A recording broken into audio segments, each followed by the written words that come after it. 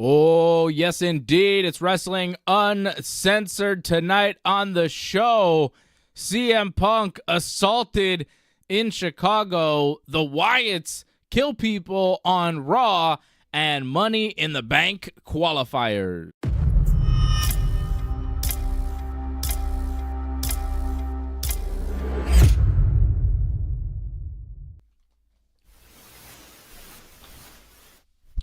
It's murder on Raw. Murder. Lots of murder. What's up, Johnny? Johnny Murder. You know, it's funny you talk about murder. Apparently these murders don't last long because apparently Chad Gable is okay and will be back on Monday. So Yeah. they murdered, but they just come back magically. Cool. I mean, it wasn't clear that he was dead, but Chad Gable was attacked by this new Wyatt group on Raw, and he had like blood on his head, and he was like, looking dead. And it was a bunch of just bodies laying around. Who were those other people that were dead? I imagine a bunch of extras. Oh, okay. And maybe just random security people they had around just being, hey, can you do this shot? Just lying down next to a bunch of blood on the wall. I mean, it looked like a cool visual. And I don't know about you, like when Bo Dallas was like walking, or Uncle Howdy, like it looked like he almost tripped there a little bit. Do you notice? Yeah. So did he trip over somebody, or was it? I think like, so. Yeah, I guess like there's just too many people around. Like I guess like it was such a narrow spacing they had. Yeah. Yeah. It was, they debuted the group finally. It was not bad. I didn't hate it. I thought it was kind of cool production-wise. Like, it was cool the way they did it, and the camera following them, and all the masks, and how they looked. Like, they look cool. We'll see what it turns into. The Wyatt Six, I think it's being called. It's Uncle Howdy, right? Bo Dallas, Bray Wyatt's brother. Nikki Cross is there. Dexter Loomis is in the group. Luke Harper has been brought back. He's in there with the big mask and the hammer. Eric Rowan. Sorry. Yeah, that's right. Yeah, not Brody Lee. Rest in peace, of course, to Brody Lee. Eric Rowan. Luke Harper's tag team partner, Eric Rowan. The Bludgeon Brothers. He had the hammer, too. That was kind of cool. Yeah, nice, maybe that's why I was thinking of Harper, because he had the Bludgeon Brothers gimmick. And somebody else is in the group, right? Who's the other guy? I believe his name is Joe Gacy. He was in NXT, so you probably didn't see him before. But he was in the group. Right, and you may have seen him once or twice watching NXT randomly. Like, he kind of had the kind of gimmick you would expect would be with the Wyatt, so it makes sense. Right. Yeah. I don't know. I'm not... It's not the thing that I'm most excited about in WWE right now, but I don't hate it. We'll see where it goes, right? Like, I'm willing to let it play out. What did you think of what they did? Like you said, the presentation looked nice. It's just when I look at the cast of characters, I'm like, okay, none of these guys are really over. Like, some people know of, like you've mentioned, like, oh, okay, this person, but none of them were ever, like, major stars. Like Bray Wyatt was, and I think to an extent Strowman was, but everyone else was kind of just a lackey, and they were always a lackey of some other group too. So it's really hard when you just put a group together. Like, to me, it feels like Retribution all over again. I mean, it looks cool, it's nice and all that, but like when it gets down to who's going to be the leader of the group and who you get behind in matches, there's not a lot there. What happens when the mask comes off? Well, with Uncle Howdy, I don't know if it comes, because he has kind of like the Undertaker mask, like when the Undertaker broke his face, right? So I don't know if his mask will ever come off. Okay. Everyone else, I mean, who knows too? Maybe they'll just keep their masks on possible. Yeah.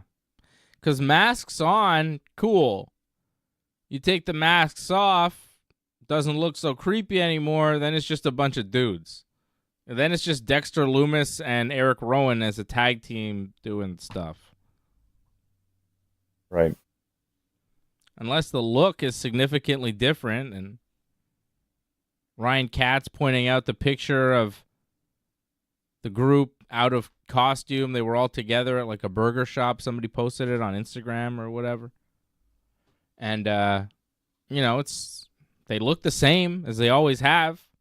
I think Dexter Loomis's hair is a little different, but like there's nothing particularly different about them where you'd see them in the ring like Bo Dallas and you go, ooh, this is something. So I think you're right. We've seen them all in pro wrestling before. They're not bad, but they're not needle movers in the wrestling business at this point. They could grow into that, but they're not that right now. Could they add a member to lead them? To maybe give them that difference maker? Could it be Braun Strowman? I don't know about that one. That's questionable just because Strowman, to me, like, he's not a great talker. Mm-hmm. And I'm guessing they have high hopes in Bo Dallas, I think, in terms of talking. He was always not too bad at talking. Like, his talking was always kind of decent. And I think he can pull off this. Yeah. I think he can pull off this kind of gimmick in terms of the talking. In terms of the wrestling. When's the last time he wrestled in WWE? I feel like it's been almost like 5 years, maybe more. It's been a very long time since we've seen him wrestle. And like I felt his wrestling, it wasn't the best part about him. It was like the fact he could talk. With Strowman, I feel it's just what his look. That's the big like millionaire like look of him. It's just because you look at him like, wow. Yeah. Wrestling wise, like it's okay, passable, I think. Yeah. But talking is probably his worst part. So that's the problem making him the leader, I think. You're not wrong. You're not wrong. I'm just looking at names that you could possibly associate with this group that would make sense. Braun Strowman, the history with the Wyatt family. Makes sense. But if not a Braun Strowman, if you are looking at a talker, is it going to be Uncle Howdy leading the group? And how does that sound? How does that look? Where do they go from here? I mean, it's a long build to introduce this group. It's been months of these little QR codes and video package things that have been blipping in and out of WWE TV. They finally make their debut. They introduce themselves in a way. They show up. They're creepy. They kill some people, I guess. And Chad Gable gets assaulted for some reason. Do they just love Otis and Maxine? Is Tozawa their secret leader? I don't know, Johnny. I don't know. It's, it's kind of cool. I know people are really into it. I think if you like horror movies, if you're really into the horror genre, you're probably more into this than I am. Well, you like The Undertaker. You enjoyed all of those segments, and those were very much like cheesier than this, probably, I think, in a sense. I didn't enjoy all of those segments, and to be quite honest with you, John, The Undertaker for me hit the hardest when I was a child. I think it's the same for you. Like, yeah, I liked Undertaker when he was feuding with Yokozuna, but the year was 1995, and I was 10 years old.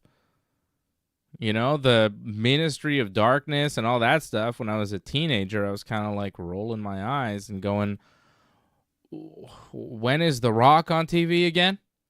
Where is Stone Cold? I think I'm going to flip to WCW at this point. What's Hogan doing? I don't need to see Undertaker rolling his eyes, doing whatever. People want to, we've talked about this with the revisionist history of Undertaker and WWE, acting like he was always over and he was always a big star. Like, people got so tired of Undertaker, he became the American badass. No one wanted to see that character anymore. It was tired. Like, yeah, it was cool when we were children, John, but at a certain point, and then when he came back as Undertaker, it was just like, well, he's a legend of wrestling at this point. So, yeah, we respect him as the dead man. But all that kind of hocus pocus stuff, I always rolled my eyes at. Except when I was, 10 years old. Forgive me. You know what I'm saying? Like, so, no, John, I have to say no to always loving the Undertaker segments and all the ridiculous stuff there. Like, him and Paul Bearer was cool, and I still like it now because of nostalgia and, but it is goofy. Taker made it. I think that Taker made it work, though, too. Like, that's another thing. Yeah. Mark Calloway, like, goddamn, he was believable in that role. He didn't need to wear a mask. He looked like a demon. Like, he did look scary. These other guys don't look that scary. They just look like every other pro wrestler. I mean, whether you liked it or didn't in terms of like the goofiness of it, The Undertaker was well booked. And I think that's a huge part of this, is to book them very well, the Wyatt Six. And I think that's difficult, where it's easier to book a one-man zombie, or you have to book like 5-6 zombies. It's a little bit harder, I think. Yep. Especially when you want these brooding, scary, evil figures to speak. Like, I don't watch these movies, John. I don't know if you do, but like the Freddy and Jason and these people, do they talk a lot? Do they have Freddy a lot does. of dialogue, or do they mostly just hunt and kill? Freddy talks a lot. Freddy's a talker. Oh, Jason, not so much. Okay. It depends on which one they are. And I think it's going to depend with the Wyatt Six. I think some of them will be talkers. Some of them will probably never talk. I don't expect Nikki Cross to talk too much, or Eric Rowan. But, Uncle Howdy, probably. Joe Gacy, probably.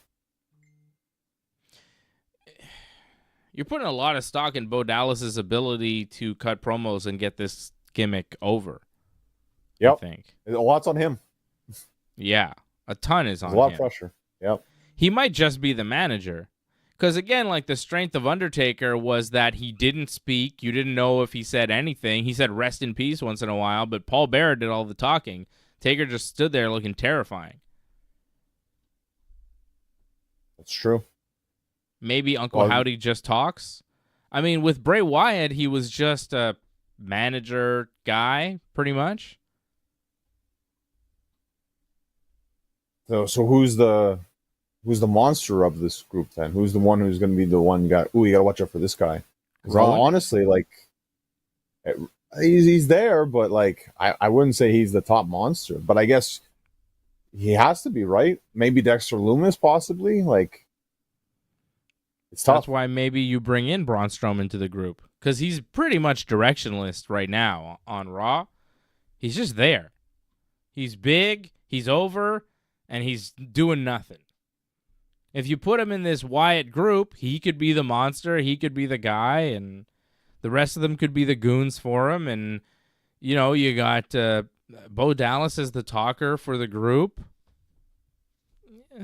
Yeah, there's something there.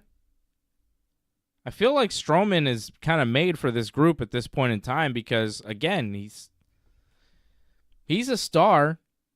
He's been around long enough. He's wrestled enough top guys. He's been the champion. Didn't he beat like Goldberg at WrestleMania to win the belt? He did. Unfortunately, we had those Bray Wyatt matches after that, and that kind of destroyed him a little bit, but he still did have that moment. He did win the world title at a WrestleMania. It was the COVID Mania in front of nobody, but it still kind of counts. He only got the match because Roman didn't want to work because he was worried about COVID, and Braun just was there. But still, he has it on his resume. You know what I mean? Like, he's been around. Yep. He's done enough things where you go, yeah, he's a legit star in WWE compared to the rest of them. He's done way more, Yep. So you could do something with him. And right now, they're doing nothing. Well, he's feuding with the Judgment Day. Whatever Judgment Day does, he gets involved with. I mean, they're the top faction right now on Raw. If anything, if you want to really build up the Wyatt Six, they have to feud with Judgment Day, I think. He's feuding with the the minions of the Judgment Day, though. He's not feuding with Damian Priest. Damian Priest is feuding with Seth Rollins. Seth Rollins came back to Raw this week, and I know, John, you hated the promo. It wasn't his best work. He came back. The fans were into it. Happy to see him back. But Priest and Rollins are wrestling at Money in the Bank now. That's happening. And that's who Damian Priest, the world champion on Raw, is feuding with. So you could say Braun Strowman is feuding with the Judgment Day, but is he? He's feuding with like JD McDonough and Carlito. He wrestled Chad Gable this week, beat him. I think Otis and crew have turned their back on Gable at this point, but maybe after his death, they'll realize that, maybe they need to help their old friend. They'll feel bad for him. Who knows what's next in the Otis, Gable, Maxine Tozawa saga? But, Strowman, like I said, directionless. He's dipping his toe with the Judgment Day jabronis. He's doing a little thing beating Chad Gable for no reason on Raw. Then this Wyatt thing occurs, and he's just there. It just makes sense to me to put them together. But, I see these things, and WWE doesn't always see it the same. And if you were to put them together, why wouldn't you have him with them right off the bat? Why bring him in as like a secondary addition, like a late addition? Unless it's going to be some sort of feud where it's like join us or whatever, and then he just decides to join them. I can see that. That makes a lot of sense. And make a thing like he'll join, but down the line, like has to feud with them, and then he realizes, I should join with them, and then that could lead to the match with Priest. That makes a lot of sense. I could see that. He's also wrestling Gable and Bronson Reed in a qualifying match for Money in the Bank on Monday. Mm-hmm. The Wyatts clearly don't like Chad Gable. Of all the wrestlers that, they could have gone after, he was the one. So they don't like him for some reason, which makes them a babyface group? Well, they're going to get shit no matter what. I think they knew that. So I don't think they really, for now. And I think that's the whole idea of the group, is that they'll attack anybody. You just don't know who. It could be. I think it was meant to be completely random. And I think Gable, it's just because that a lot was going on with Gable on Raw this past Monday. So I think that with Gable, they're going in a direction with him. And they're like, well, since a lot's happened with him, let's give him this nice little twist. Mm-hmm. It gets more intrigue for him, I think. There is a lot going on with Chad Gable, right? He lost to Sami Zayn at Clash at the Castle. He blamed Otis and Maxine for being useless. And he wanted another shot, and Adam Pearce said no. He's got to be back of the line. He's got to win some matches. And Gable's like, fine, I'll fight anybody. I don't care. Let me wrestle. And Pearce is like, yeah, fine. And then he goes and he wrestles Strowman. And, of course, Otis, again, doesn't help him. And he loses to Strowman, obviously. And then he gets murdered. Like, they turn their back on him, they leave. And then, that was the thing backstage. Gable was like, oh, what the hell? Why wouldn't you help me? And it's like, we're sick of you and all this. And then they leave him. Yeah. And then he gets murdered by the Wyatts. So a lot did happen to Gable this week. Not only that, but Sami Zayn cut a promo in the ring saying, I did all this stuff with Gable and this and that with Gable, and then I finally ended it. I beat Gable in a wrestling match. I was like, yeah, it was a wrestling match. That's right. Thank you, Sammy, for reminding us what you do. And then here comes Braun Breaker, and he's like, and I was like, all right, take it easy, Braun Breaker. And then Sheamus comes out, and he's like, you're not getting an Intercontinental Championship shot. It's me, fella. And then they had a match. They got interrupted by Ludwig Kaiser, who's involved in this now for some reason. He hates Sheamus. Even though he beat Sheamus a couple weeks ago, he hates him still. He attacked Sheamus, and then Breaker attacked Kaiser. It was just a melee. that I guess Sami Zayn is involved in, and that's the Intercontinental title scene that Gable seems to not be a part of anymore. You've got Sami, Kaiser, Sheamus, and Braun Breaker, which I think is fun. It's a fun mix of wrestlers right there. Sheamus and Braun Breaker in like a few matches could be pretty good. Braun Breaker and Ludwig Kaiser too. Hell, Braun Breaker and Sami Zayn. You know? I like the addition of Braun Breaker to Raw because he's a fun matchup. You know? He's a fun new addition to the roster where you go, oh, this match could be interesting. You know? He's good in the ring, and he's got a fun style. He hits hard, and it's like, yeah, I want to see him wrestle this guy and that guy and see how he does. I like it. It's something new. It's new and it's interesting, you know, because you go, oh, let's see how far this can go. Kind of reminds me of Dragon Lee, where every time you see Dragon Lee, you go, he's up in the big leagues now. You know, Braun Breaker's up in the big leagues. He's on Raw. He's doing the big show. It's like, let's see how far this could go because you know the talent potential is there. There's so much potential with Braun Breaker and with Dragon Lee. Two guys that could be main eventers, could be world champions. And it's nice to see them kind of in their early stages and see, you know, what's next here? Where do they go from here? How does WWE book them? What do they have planned? I like that young talent that they have. Those two guys especially, Breaker and Dragon Lee. Because every time they're in the ring, I watch and I go, yeah, this is good. You know, like it's worth paying attention to and it's always solid. And if I'm seeing that, they're seeing that too. So expect big things, I think, from both of them. Well, they both lost this week, though. It happens. It happens, but I really... Dragon Lee, like, I don't know about you, that match with Carlito, he didn't look that impressive in that match.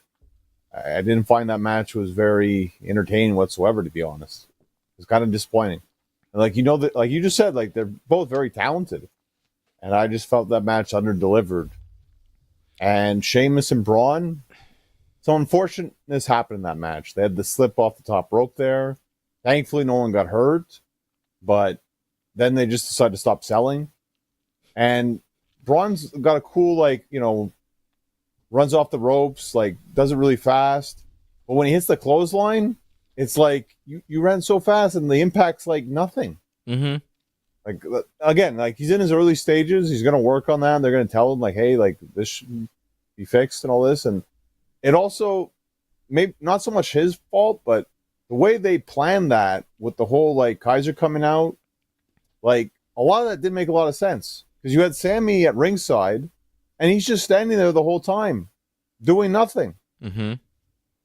And I think they had a security guard there blocking him, but why did the security guard not block Braun or, like, Kaiser?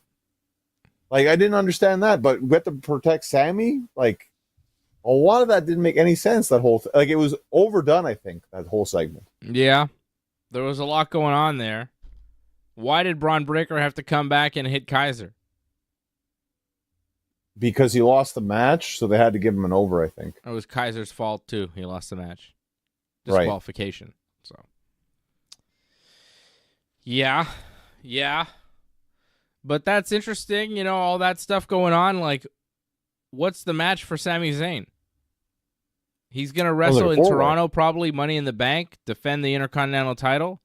Is it Braun Breaker? Is it Sheamus? Is it Kaiser? Is it all three? Yeah, why not all three? That sounds good. Four-way would be good. I'm into that. I think it would be a hell of a match. But do you really want to do another multi-man match when you're going to have two Money in the Bank ladder matches on that same show? It's just because there's so few matches. That's why I put more people in one match. That's why. Mm-hmm. I get it. I could see it maybe being the night before on SmackDown, though. Sure. I mean, although they're Raw Toronto, guys, right? so no, they can't do that on SmackDown. Oh, we saw it tonight. It doesn't matter. Like, Raw, SmackDown. We had a Raw angle tonight on SmackDown, so it didn't matter. Yeah. What was the Raw angle on SmackDown? Drew and CM Punk were both on SmackDown. That's do whatever true. they want. That is true. Did make SmackDown way better, though, didn't it? Oh, of course. I mean, you have top stars. It's good, but again, like in terms of sense, like they said they had extra security, and something like that happens. Like they can stop the Wyatts, but they couldn't stop that from happening. It's kind of weird, but whatever. Drew McIntyre frustrated at how he got screwed out of the championship at Clash at the Castle with the CM Punk kicking him in the balls and Eddie Orango and that whole debacle. Eddie Orango is my favorite referee. It was the videos after the show. Huh? That was amazing. The videos after the show, like the crowd was so mad. Like the CM Punk chants, which were not CM Punk chants, but like CM something else chants. Like that was kind of rough. I didn't know. I don't know what they said. I didn't hear it. CM. It's another C word. It's another C word. Whoa. Yeah, exactly. Wow. Exactly. Well, Punk talked about it tonight on SmackDown. He was like, they said we need extra security. I'd be getting jumped in Scotland, but no problem. Well, I think people were mad, but people just didn't go crazy. But they were vocal afterwards. I mean, they were mad. They were trying BS as the show ended. So yeah, they were mad. Other people were mad too. Like it wasn't just the people in Scotland. I saw a lot of people online very upset that Drew did not win. I mean, I was a little surprised, but didn't make me mad. I think, it's kind of funny. Yeah, well, I think it's just because they've done this to Drew twice now. Yeah. So I think I can understand why people get upset by that. But I think except for like British Bulldog, they seem to always do this in the UK. Except for that SummerSlam match where Bulldog actually got the moment. Mm-hmm. I feel like in the UK, they always screw them over. Like Regal barely ever won the UK. Bulldog lost to Shawn because Shawn didn't want to lose to Bulldog. Yeah. Like they always lose, sadly. Like yeah. Well, sorry. That's the way it goes. Tough break, kid. That's how it goes. If you want to be a UK wrestler that gets put over, go wrestle at Wembley in AEW. They'll take care of you. Or be in the women's tag, get charity. Well, it is and it isn't. I mean, I think they're a decently talented team. They just haven't really been given a shot. Now they're getting a shot. Of the options, you know what I mean? They're not so bad. Well, honestly, I would have put over like Shayna and Zoe Stark instead, because like at least they were credible on TV. Like, Fire and Dawn still haven't won a match on television, but they're the tag champs. It doesn't really matter though. It's the women's tag titles; they don't matter much. Unfortunately, that is correct. They do not seem to matter in the WWE at all. Drew McIntyre quit WWE on Raw, and then tonight he returned. He beat up CM Punk. CM Punk opened SmackDown in Chicago, and he talked about Drew McIntyre and how he lost in Scotland and how he got him to quit WWE, and he was making fun of Drew McIntyre. And then Paul Heyman came out and put Punk over and hugged Punk, and he seemed distraught because he's basically being held hostage by Solo Sikoa. And it was a nice moment to see Punk and Heyman back together on TV. I enjoyed that. No, it was nice. It was really cool. Like, I wasn't expecting that. Like, and for the most part, like, what Punk was saying, like, it's very basic promo. It's a nice little thing for Chicago, but like wasn't really advancing anything. But when Heyman came out, I was like, okay, well, this is something I wasn't expecting, and we're getting a cool moment with this. I mean, in the end, it wasn't great, but it was nice to see Punk interact with Heyman and the Bloodline as well. Yeah, and Heyman, talked about how he loves Punk and all of this, and he said, I just want you to leave because Solo's mad because they said CM Punk, this Chicago is CM Punk's down, and Solo wants every city he goes in to be his city because he's now he's the head of the table and I can't handle it. Help me, Punk. And then Solo and Tama Tonga and Tonga Loa come out, and they're like, get out of here, CM Punk. Nobody wants you here. You suck, man. And Punk's like, whoa, what are you going to do about it, man? Come on. And he's like, Heyman, what do you need here? And Heyman's like, can I leave with you? And Punk's like, I guess so, What was that?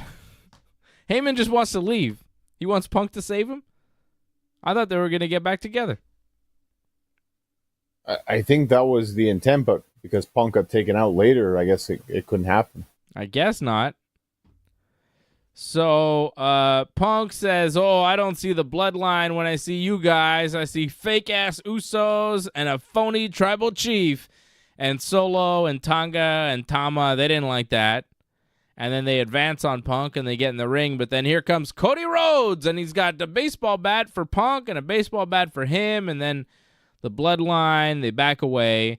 And Cody wants a match with Solo in the main event, which was technically the main event, Solo versus Cody.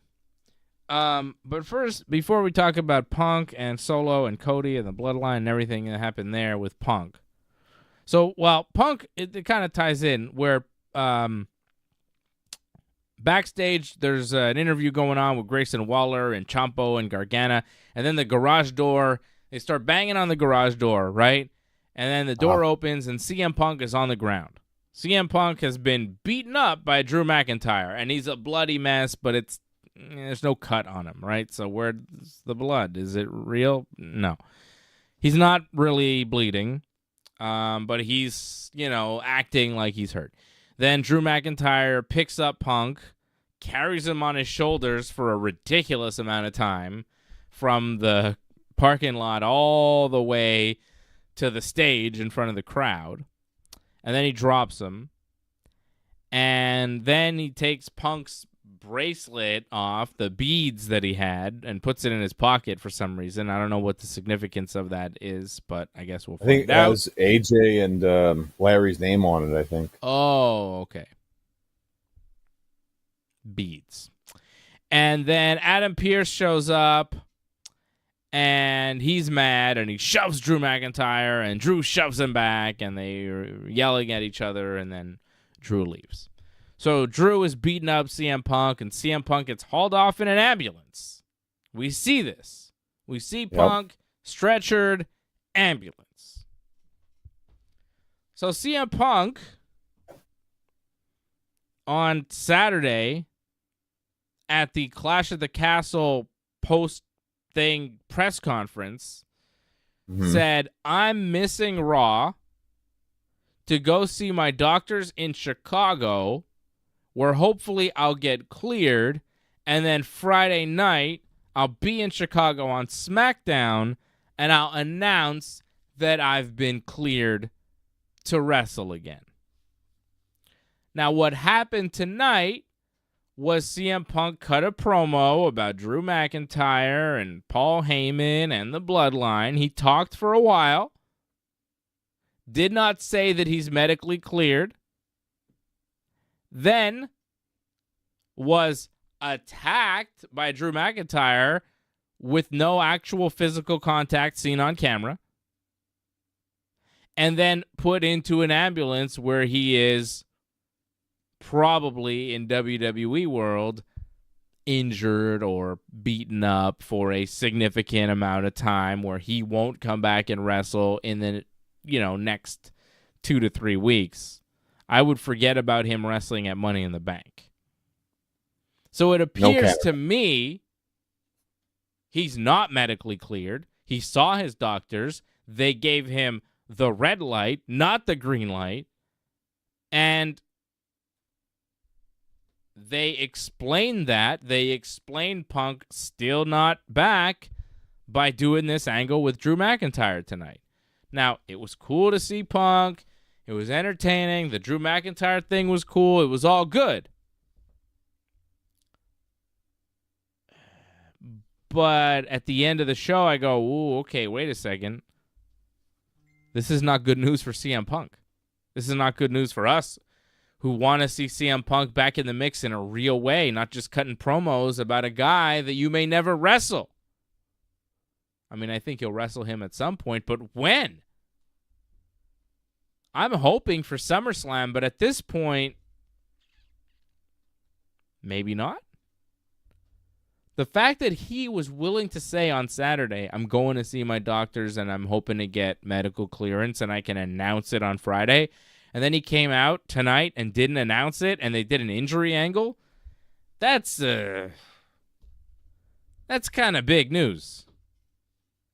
It's bad news, but it's big. He's still not cleared. He thought he would be. What's going on? You're also missing the point where he kind of took a shot at AEW. I don't know if you caught that on his entrance as well. Like when he went around the crowd for a little bit, he took the camera and he said, "Hey, look, there's people off the hard camera." And then he pointed all that. You didn't catch that part? I missed it. Yeah, he totally I was watching did that with my son and my brother. I missed a couple things, I didn't see that. I missed that part. That's funny. That part happened, yeah. He always has to take a shot, and he took a shot. But I feel that they're being safe with this. Like, they want it to be for SummerSlam, and they don't want to risk it. Or they're like, maybe something bad could happen beforehand, like they just want to make sure they got the match set for this. May not be a long match, but as long as they get whatever they want out of it, they make sure they can get that for SummerSlam. So I think they're just making that safe. Because he did take a decent fall, like, when Drew just dropped him from his shoulders. So, like, he can't be, like, completely, like, destroyed. I think this is just making sure things are going to be set for SummerSlam. I mean, that's the place to do it, too. Like, no offense to Money in the Bank, but those have ladder matches. You don't need Drew and Punk at Money in the Bank. SummerSlam's like the summer WrestleMania, so that's when to do it. You're not wrong about that. It's just he said he was going to say that he was cleared, and he didn't say that, and they did an injury angle instead. It sucks. Right. And who knows, like, it's very possible, like, whatever we get out of Punk and McIntyre, it might just be a minute or two match. It might not be very long. And it might be a lot of smoke and mirrors, sadly, with that as well. Or maybe they just make it like an ODQ match and they just do a bunch of backyard wrestling. And that's it. And that's all you can get out of it. So that's possible, too. Hopefully not. Hopefully we actually get a wrestling match, but wait and see. I think this is just to ensure we get the best we can get at SummerSlam. And hopefully he comes out of it healthy and can wrestle again. Yes, that'd be great too. At this point, don't you wonder? I don't know if he'll ever be a full-time wrestler ever again. No, I don't think he can full-time wrestle. But, is AEW like tricking WWE? Are they making their people look way better than they are? And then, letting them go to WWE, like, yeah, sign them to big contracts. They're great. And then when they show up to WWE, you're like, oh, they're all, like, kind of broken. They're, like, kind of broken toys. Like, Punk is like, oh, his body's not really able to take the rigors of professional wrestling. Oh, Jade Cargill is good at squashing people, but yikes. Have they tricked them? Because I look at all the AEW people that have come to WWE, except Cody, who's delivered, But even then, I mean, he has. But AEW never made him their top guy. And then you see the NXT guys that they picked up, like, Ethan Page and Ty Dillinger, and it's like, okay. I don't know. Then you see the people from WWE that go over to AEW. They got Edge, they got Bryan Danielson, Christian. They've done well. If you look at the Well, Edge trades, broke you know, and I mean, not trades, but you know what I mean? How they've kind of gone back and forth. You go, ooh, some of these people that have come from AEW to WWE have not had the easiest road in WWE. Jade's road right now is looking real bumpy. Well, when you look at injuries, I think both, like WWE and AEW, like I think it's fair to say they both have their fair share. Because you talk about Edge, Edge broke his leg. Mm-hmm. Danielson's always hurt for something, so you can't say like AEW is very healthy. And Kenny, you know, like there's a lot of injuries. There's a laundry list of injuries for AEW for sure. and No, WWE. there's a ton. I'm just saying about like Punk letting him go. Maybe they knew, like, well, the shelf life on this guy is not great. Like Moxley was saying it in promos. He kept getting hurt. He kept getting hurt in AEW. He got hurt jumping into the crowd just to greet some fans.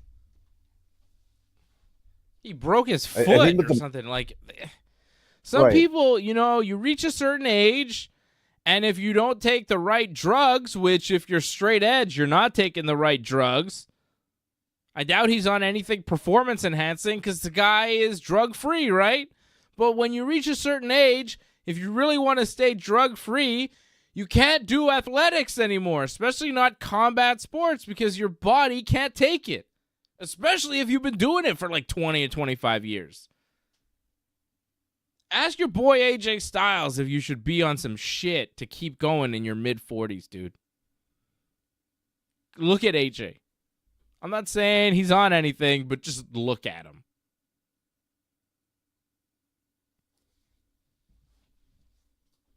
Well, I think in the end, Punk as a part-time wrestler still works very well. And I think maybe that might be the best thing for him right now. They put him in the Rumble and he got hurt. Yep. Like, what happens if he, like, they get him ready after months and months of, like, waiting, right? He wrestles Drew at SummerSlam and he's like, hurt again. I can't believe this. AJ just became a member. I can't believe that. What the hell is happening? Why did Antoinette gift the membership to Danny Brook Media, which is AJ? Boo. That's like the one gifted membership I don't approve of. But thank you, Antoinette. I do appreciate it. I'm not sure if you get to choose who gets it or how that works exactly when you gift the memberships. Do you get to choose, Antoinette? Oh, I didn't. It chooses. It chooses. Oh. I don't know why it chose AJ. Why did it choose Danny Brook Media? Anybody but AJ. He's going to be so happy now. Yeah. Good God Almighty. He'll come back. He'll be real happy. Too.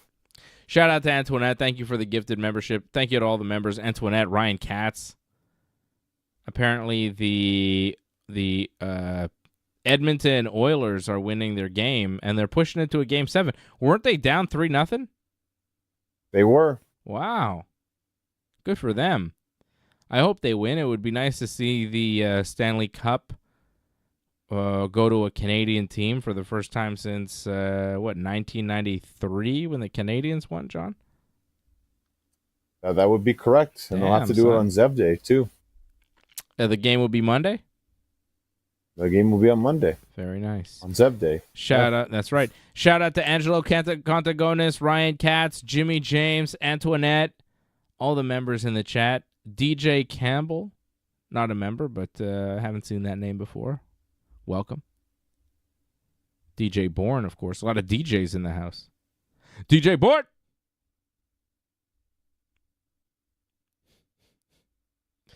Antoinette in the house in Toronto. Are you going to Money in the Bank, Antoinette? It's coming up. A couple weeks. SmackDown was. Is she going to SmackDown? Yeah, SmackDown the night before, right? It's 2 weeks away.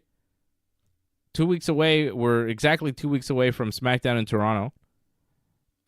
Also, you know, next week SmackDown is at Madison Square Garden. I kept saying that. Yeah. It's a big massive thing. That's should be good SmackDown. Yeah. I expect a legend or two to be there. We could see. Will the guy on your shirt be there? Oh, brother! Da, da, da, da, da, da, da, da. Oh my God, I would love it. They keep advertising this autograph signing that they're doing, right? Some sort of thing with all the Right. WWE wrestlers, and they show the graphic, and it's all current people and Hogan. Like, what's Hogan doing there? I'll tell you what Hogan's doing there. Selling tickets, brother. There's a reason why WCW paid him all the money. Because he's the biggest, most significant wrestling star of all time. Everybody wants to see Hogan. There would be no Rock without Hogan. Before The Rock, before Stone Cold, the only household name in professional wrestling was Hulk Hogan. You didn't know anything about wrestling. You may not even have heard about the WWF, but you knew Hulk Hogan. Madison Square Garden. Hogan. They're going to be in New York. He's going to be there.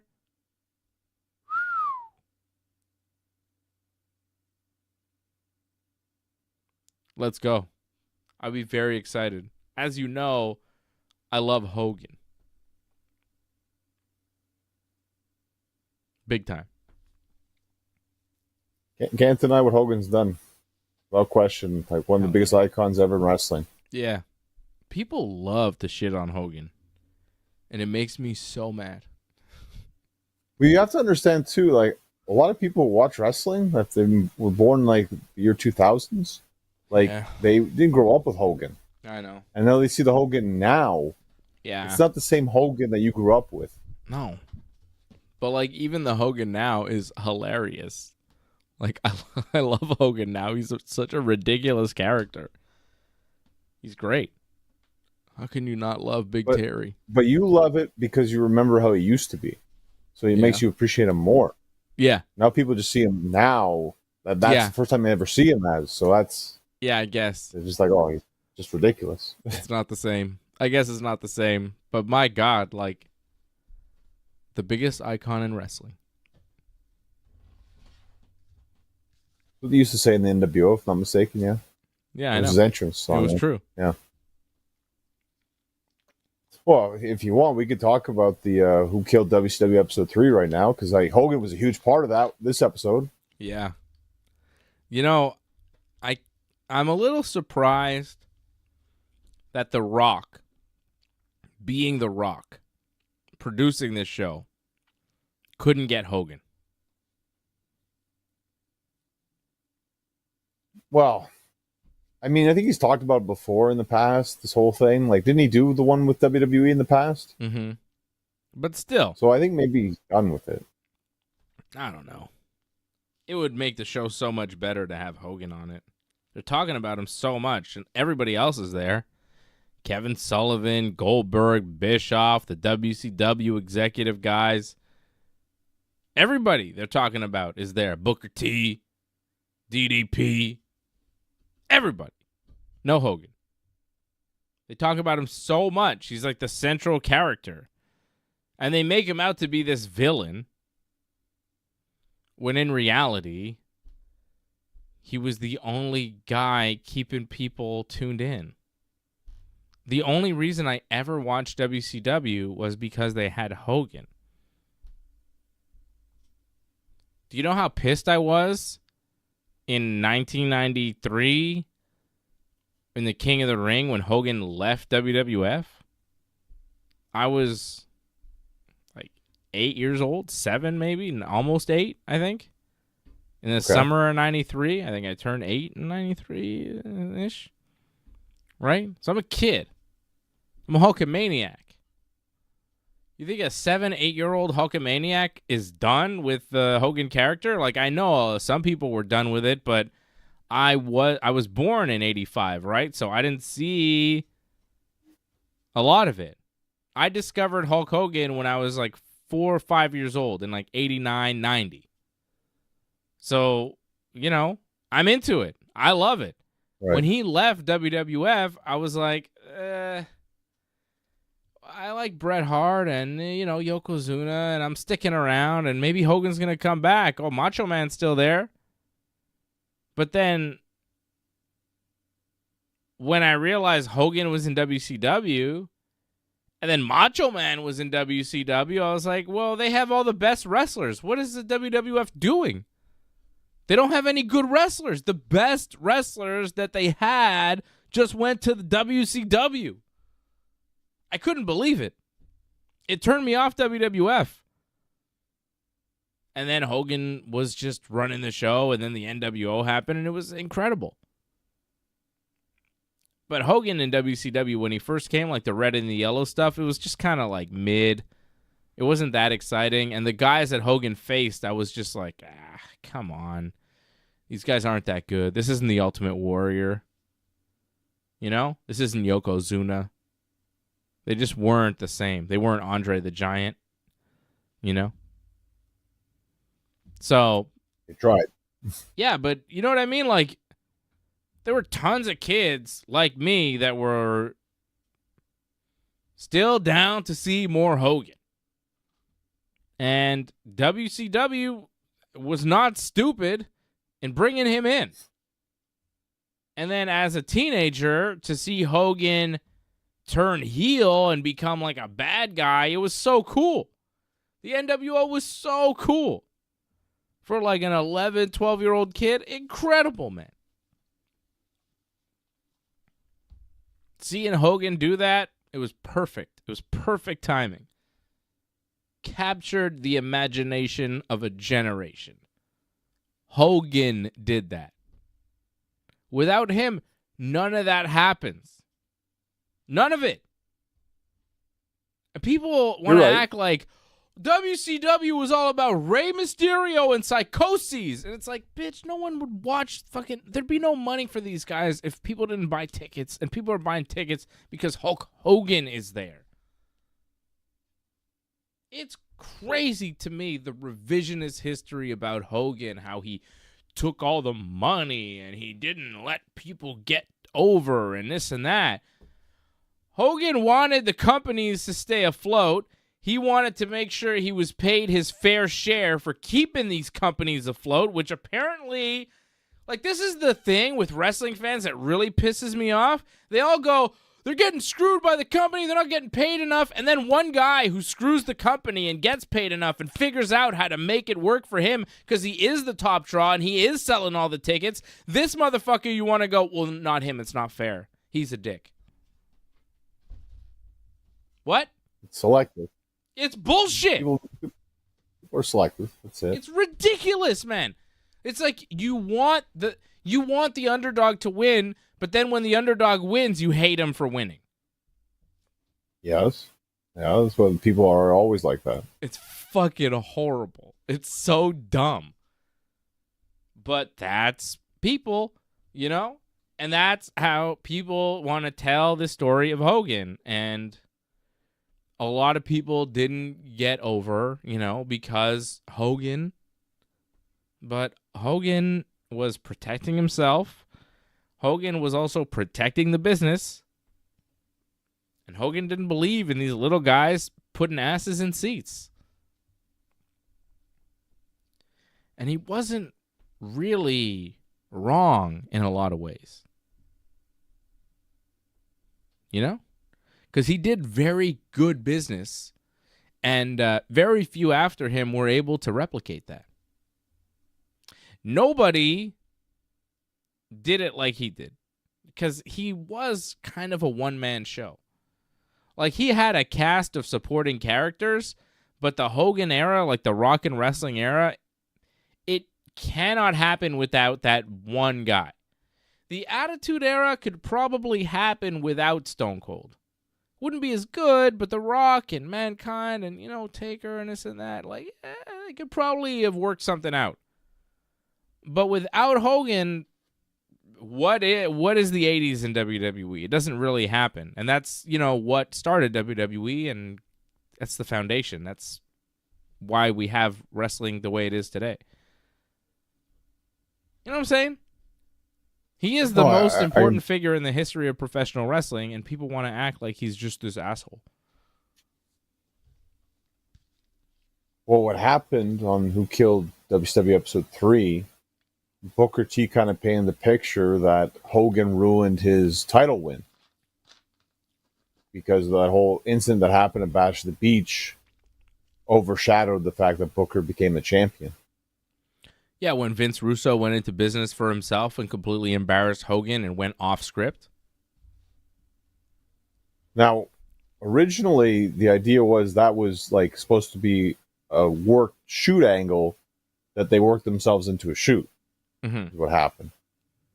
Yeah, so Vince Russo came out and started talking about Hogan and how he's selfish and he wouldn't want to give up the belt and this and that. And we're going to have a real world title match later and Hogan will never be there and this and that, right? Because Vince Russo's big idea was get rid of Hogan and the NWO and Nash and all these guys that were the reason why people were tuning in and replace them with Jeff Jarrett.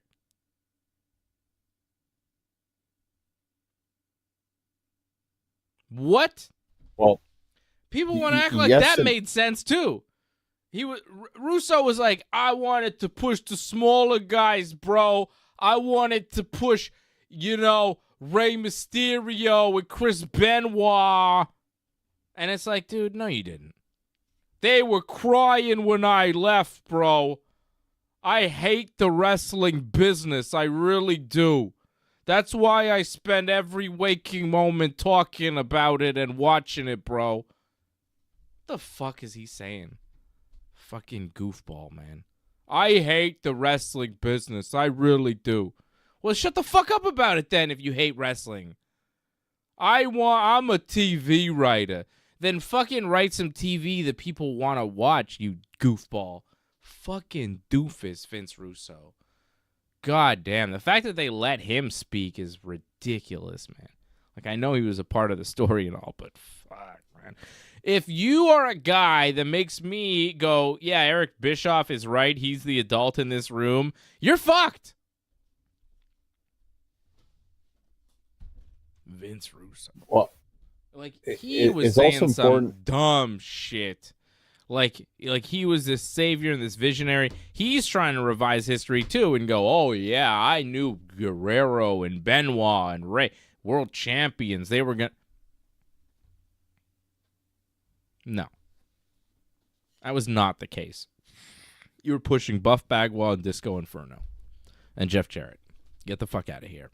And WCW under Vince Russo was horrible. And they kind of touched on some of the terrible angles that he did. It was just nonsensical, dumb TV. He put himself on TV. When he started cutting promos, you go, what? He was wrestling. It was so bad. WCW had started, like, going downhill. But when he took over, it got so much worse. It got so bad. Like, if anybody killed WCW, it was probably his creative. Like, he turned it into this show that it was barely recognizable. It was barely pro wrestling. And it didn't seem to matter. The history of it didn't matter.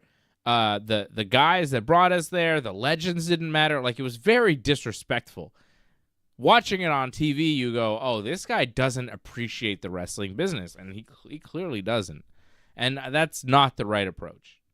You got to have some respect for the people that are out there, sacrificing their lives, their bodies, their families for the wrestling business. And he doesn't seem to have that basic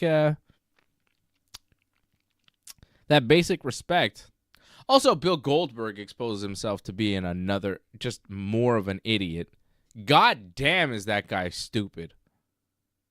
When he goes, because Vince Russo's like, Goldberg speared me, bro. He did it on purpose. He gave me a concussion, bro. He wanted to hurt me. No, he didn't want to hurt you. He's just stupid. He doesn't know what he's doing. Doesn't know his own strength and goes full on because he thinks it's real because he's dumb. He thought it was real. because he's dumb. And then Goldberg goes, well, if I wanted to hurt him, he'd be in the ground. He's like, no, ask anybody. If I wanted to hurt him, he'd be in the ground.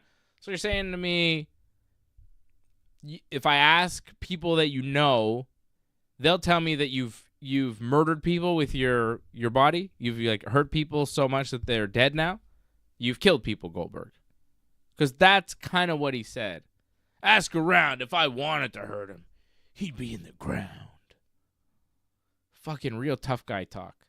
That is such dumb shit. That's how you know Goldberg can't fight for shit, because he says stuff like that. He'd be in the ground. Shut up, dude. Believe in his own hype. Fucking live in his gimmick. Just a delusional idiot fuck who should have never been allowed in pro wrestling. Fucking Goldberg. I wish somebody would fucking hurt him. Put him in the ground. You know what I mean? He should get his ass kicked. He's probably too scared to get into a situation where it would happen, which is why he talks like that and acts like that and goes into pro wrestling as a 300-pound fucking monster of a guy and bullies people because, you know, he can, but really doesn't have any actual skill. And when met with somebody with actual skill, is shown the way and shown that he's actually insignificant. He doesn't like that. Which is why he'll never improve or learn or grow. He'll always be stupid. He'll always be dumbass Goldberg. What a dumbass. God, I hate Goldberg. He's the worst, man. I don't think there's a pro wrestler I dislike more than Goldberg. Ended Bret Hart's career, continues to talk like an absolute idiot, and pretty much a bad reputation in pro wrestling. Like, people kind of have warmed up to him a little bit now, but for the most part, people laugh at him behind his back because he's a goofball.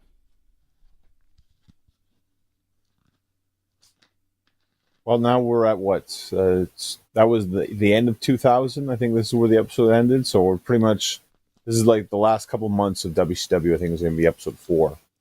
And then it's over? Nope. Then that's it. It's only a 4-part series. And I think we're Dark Side of the 90s afterwards. Is going to be a new series afterwards. I've seen that already. Well, then they're just showing repeats then. Maybe they have a new season of it or something. I've seen like an episode or two of Dark Side of the 90s. It's not bad. Well, then enjoy next week because that's all we're going to get for a while, I guess. Jimmy James likes a Goldberg impression. Fucking Goldberg. I mean, I think your Russo's not bad. Yeah, the Russo's not bad. I didn't know I did a Vince Russo impression until just tonight.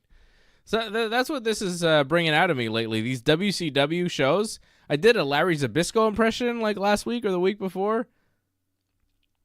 And I didn't know that was in me. I was like, wow, Zbyszko is not bad. And then the Russo that I had there, not bad either. But it's like characters that I've never brought out on the show here, John. And I bust them out, and they're there. They're in me. What a talent I am. It's a very odd talent, though. It's very specific. I could do impressions of people in wrestling in the late 90s, like pretty good. Probably watched a lot of it then. Oh, yeah. Can you tell? Hey, bro. Vince Russo here. I don't know what Jim Cornette's problem is.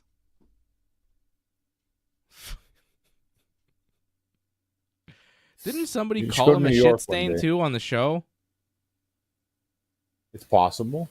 I feel like somebody called Russo a shit stain, and I was like, isn't that what Jim Cornette called him? Because it caught on, probably. Yeah. That's why? Yeah.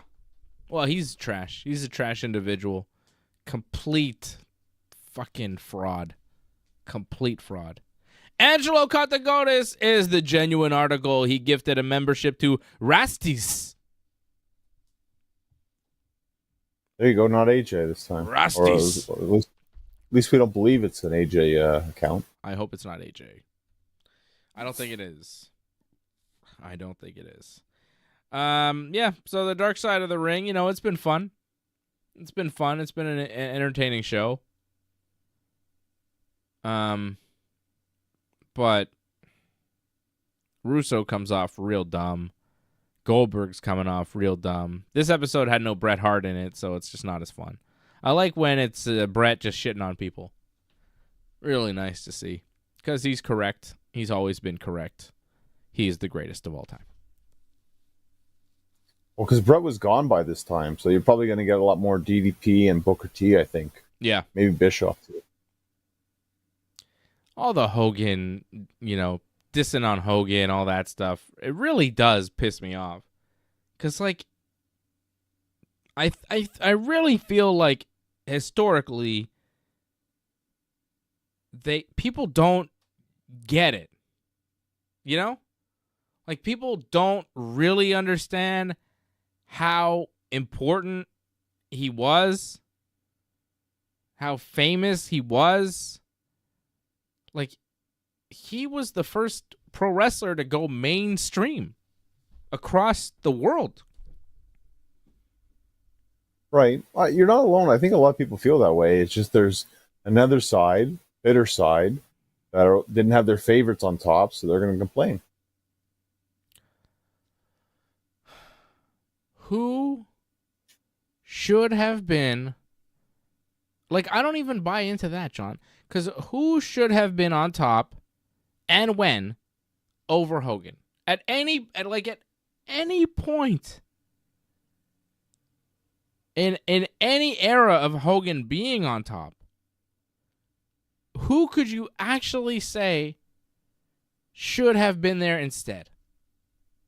I don't think there's ever been a point in Hogan's entire run from the 80s in WWF to the 90s in WCW to even the early 2000s in WWE again. I don't think there's ever been a point where you go, oh, Hogan shouldn't be in this spot. It should be somebody else. Who? When? I think a lot of people would argue, because that's what they do in wrestling. A lot of people no, it should be me instead. A lot of people feel the way. I'm sure when Hogan came back in WWE, a lot of people didn't feel like he should be there. And you could tell that way, too, where Hogan kept going in and out all the time. You could tell he wasn't wanted sometimes. Yeah, and but he knew that. He was over more than anybody. That's what kept him around. But he also knew, a lot of sharks there. There was more sharks there when he was in WWE. Yeah, okay, but that was later. Yeah. But, and he was still on top, and he was still over, and it was still awesome. Yeah, but look what Shawn did with him, Shawn had to act like a jerk with him. He didn't have to do that, but he did. And then everyone praises Shawn for oh, look how he made Hogan look stupid. No, Shawn made himself look like an idiot. Because Shawn thinks that Hogan should have put him and Bret over in the early 90s. And Hogan disagrees. And really, I love Bret. Okay? But if Hogan sticks around to work Bret at SummerSlam 93,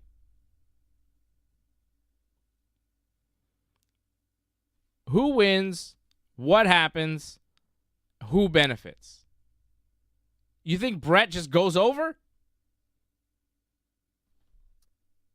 It's a tough situation because if Hogan doesn't leave if Hogan doesn't leave, doesn't give the space to Bret, sorry, John, but you know what I mean? There's no space for Bret to be the world champion. There's no new generation. There's no rise of Shawn Michaels. Hogan left. He was all right, they don't want me anymore. Just go. And then Bret had the space. If Hogan stays and Bret has the match with Hogan, it's not like Hogan would have put him over. And even if he did, I don't think that would have been great. And if Hogan puts Bret over at that point in the 90s, Can he have the resurgence in WCW? Does it have the same impact when he starts the NWO? Does the business have another boom period because of him?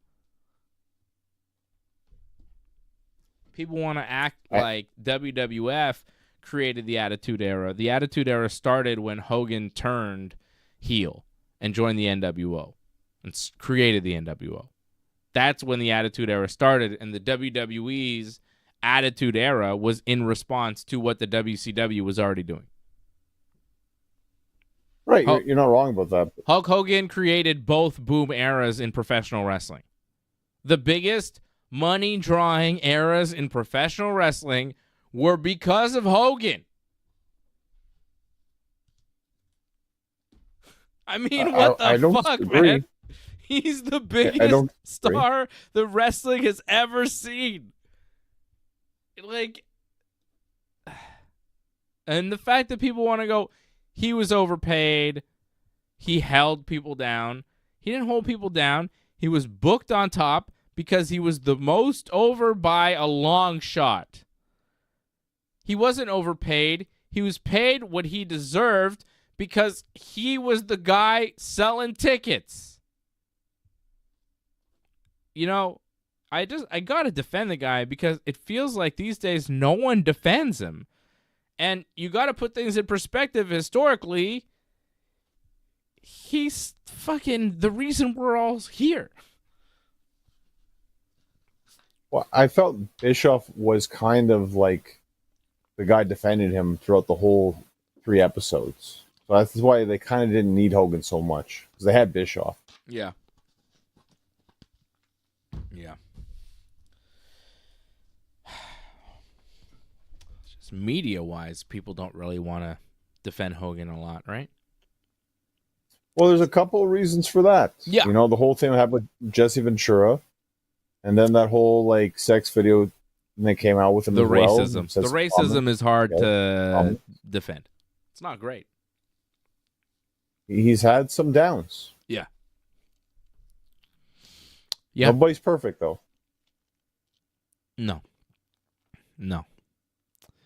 But I'm not talking about the man, Terry Bollea, and all of that. I'm talking about Hogan. Hulk Hogan. The wrestler, the guy, you know. And also Terry Bollea, you know, the guy who was that guy and was on the road and was wrestling and was doing all that stuff and now can barely walk because of it. You know?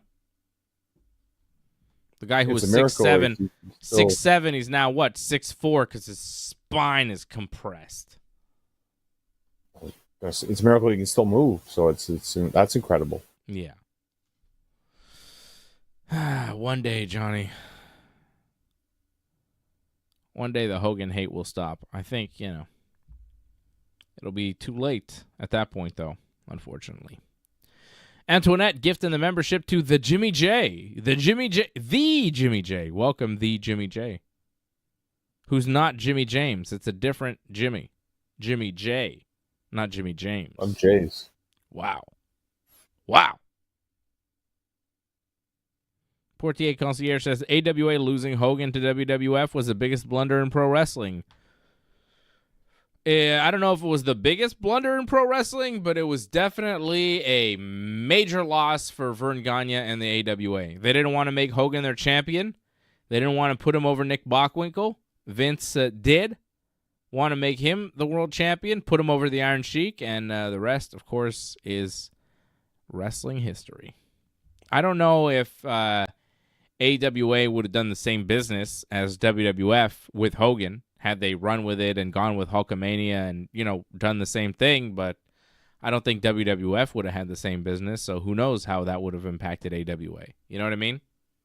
I think losing Hogan, it's not so much that maybe Vern could have done the same with Hogan. He probably could have done something with him if he decided to, but I think it's more of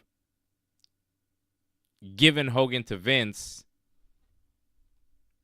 it was just, you know, unstoppable.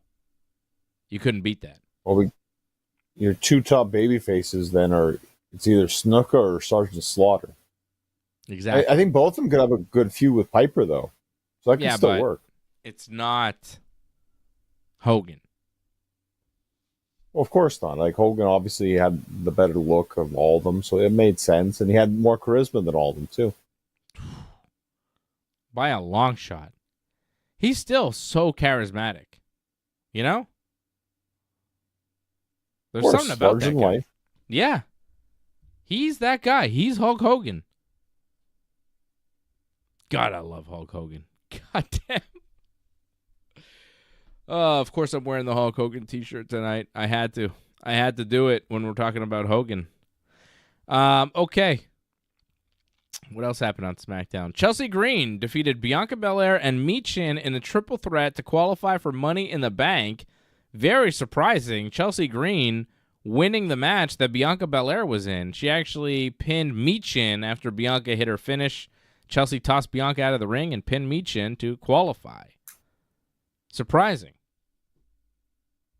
There's quite a few surprises in terms of wins, but that's what made SmackDown pretty good, is that you weren't expecting a lot of that stuff. Not exactly the greatest finish in the world. It felt like they just took a copy from the triple threat tag from Clash at the Castle, but that's fine. And it's good for Chelsea Green. You know, she's Canadian. It's good that she gets to be on Money in the Bank. I thought they would have done Chelsea Green against Bayley or Money in the Bank, but this is fine too. It still gives her a moment, so that's good. Yeah, what does Bayley have a match of Money in the Bank, you think? I'm thinking not, because why is she just watching these qualifying matches? Like, she seems more intent about who wins Money in the Bank than worrying about, who could be the top contender. Because all the other ones are pretty much in the qualifying matches. Like, you thought maybe Tiffany would be a contender, but she's in a qualifying match too. And Nia only gets a match at SummerSlam, right? Mm-hmm. So, I mean, who else for Bayley? I don't think Bayley's going to be wrestling at SummerSlam. And it makes sense, because if you're the champion, you probably don't want to wrestle Money in the Bank. I feel like the Money in the Bank winner is going to come from SmackDown, though, because Liv Morgan is the champion on Raw, and like, right. who would win and threaten her? You know what I mean? Like, and she's not even really, like, she's the women's champion, but is there a single woman she's feuding with? She seems to be more involved with Dominic Mysterio. But you heard what Finn said. Like, if he would have won, he didn't win, but he said if he would have won, he would have challenged Cody. So apparently, the Money in the Bank, you could challenge either champion. That's true. That is true. I forgot about that. Finn did say that. So I guess the winner could challenge whoever. Like, a SmackDown wrestler could win and challenge Liv, or a Raw wrestler could win and challenge Bayley. All right. Okay. Well, Chelsea Green has a shot. She's in the match. So is Io Sky. Io, qualified on Raw Monday night. 4 more women will qualify in matches. We also had Jey Uso winning the match on Raw to qualify for Money in the Bank, winning his triple threat match. Carmelo Hayes tonight pinning Randy Orton. That's right. Carmelo Hayes pinned Randy Orton tonight. Tonga Loa came out to attack Randy. Kevin Owens then came out to defend Randy. Randy then went after Tama Tonga. But all that distracted Randy. He got rolled up from behind by Carmelo Hayes. 1, 2, 3. And Carmelo Hayes is going to Money in the Bank. Pinned Randy. Didn't see that one coming. Randy just getting pinned. Clean-ish. I mean, Randy and Money in the Bank, it's not really his kind of thing, so it makes sense that Hayes would get the win in this match. I mean, pinning Randy was kind of surprising, but I think Tama Tonga, like, he's only lost that one match to Randy, right? So I think they didn't want to add another loss to him right now. They want to keep the bloodline as strong as possible. This makes sense. You know, Hayes lost to Randy before, so kind of give and take here. I guess give and take, but how come Hayes gets to take from Randy? I don't know. Should be just give. Anyways, Andrade won too. Andrade got the pin on Grayson Waller, beating Grayson Waller and Kevin Owens in a triple threat. Hit his finisher on Waller and then pinned him, and he qualifies for Money in the Bank. So far, the men's Money in the Bank has Jey Uso, Carmelo Hayes, Andrade. 3 more guys will be entered into that match. The women's match is Io Sky, Chelsea Green, and then 4 other people. And Damian Priest will be defending the World Heavyweight Championship against Seth freaking Rollins, who returned to Raw this week. And, yeah. Antoinette, though, says, not very happy with Money in the Bank for the cost we paid. And, yeah, ticket prices were pretty high for Money in the Bank. And if I had paid for tickets, looking at this card, especially with what it could have been and what it winds up being, like, instead, like, if I'm watching SmackDown tonight and I have tickets for Money in the Bank, I'm thinking, cool, Randy Orton's in a qualifying match. He's going to be in Money in the Bank. I'm going to see Randy Orton. And then, nope, I'm going to see Carmelo Hayes. I paid $1,000 to see, who's that? Oh, Kevin Owens, Canada. He's for sure going to qualify for Money in the Bank. We're going to go nuts in Toronto when KO comes out. Oh, wait, who? Andrade. Then you go, well, Bianca Belair. She's going to qualify. Oh, no, it's not Bianca. It's Chelsea Green, who's Canadian from British Columbia, which is pretty far from Toronto. Almost feels like a different country sometimes. It's not, but the East Coast and the West Coast of Canada, very far apart. Very far apart.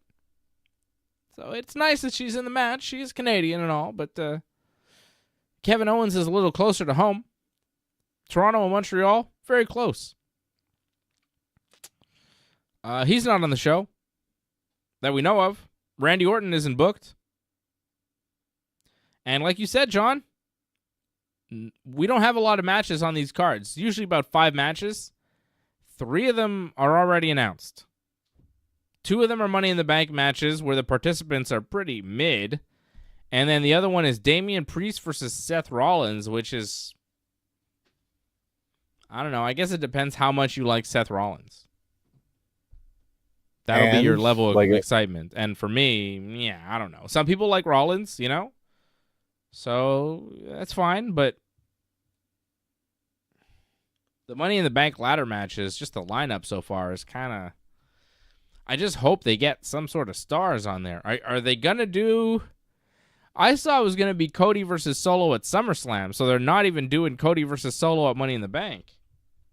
Do they do Logan Paul and LA Knight? LA Knight cut a promo tonight on Logan, and then Santos Escobar came out and started talking trash to him, and then Logan Paul came out and hit LA Knight from behind.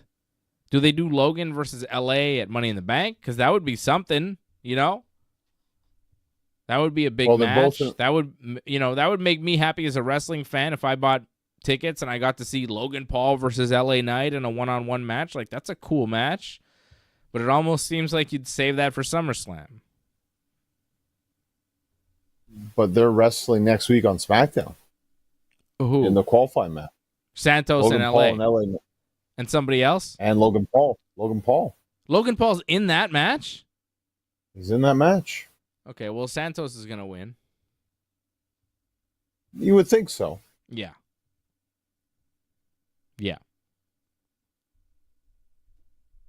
I mean, we had some upsets on SmackDown. So who knows? I mean, Logan could win. I mean, you want to put stars on Money in the Bank, right? Logan's the biggest star on that one. Mm-hmm. Or LA Knights. He's like most popular. Do you think the Money in the Bank winner has qualified?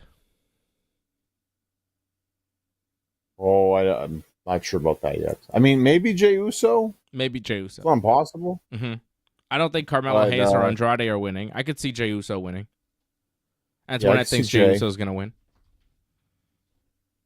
Everyone for the women. I really want to see for the rest of the women first. Io? She won last year, didn't she? Was it last year? Wasn't it 2 years ago? I feel like Might have been last year, I right? think it was. I think it was last year. I don't know what woman wins Money in the Bank. If it's not Io. It's too early. Well, I mean, you like Tiffany, right? I mean, it could be her. Well, it's weird that match because it's Candice, Jade, and Tiffany. That match could be a disaster, by the way. Oh my goodness. They're gonna get Candice in there. It's gonna be jabroni matches. Well, if you're a Toronto fan, I'd be upset, and I get why people in Scotland were upset. I mean, cheapest ticket was like €300, and you get screwed over in the end. Yeah. I understand the rage. Makes sense. But, I mean, yeah, it makes sense. But do you think people, like when they went to see Elimination Chamber, right, in Montreal with Sami Zayn against Roman Reigns, I didn't feel like people were mad that Sami lost. I feel like people kind of figured he would lose.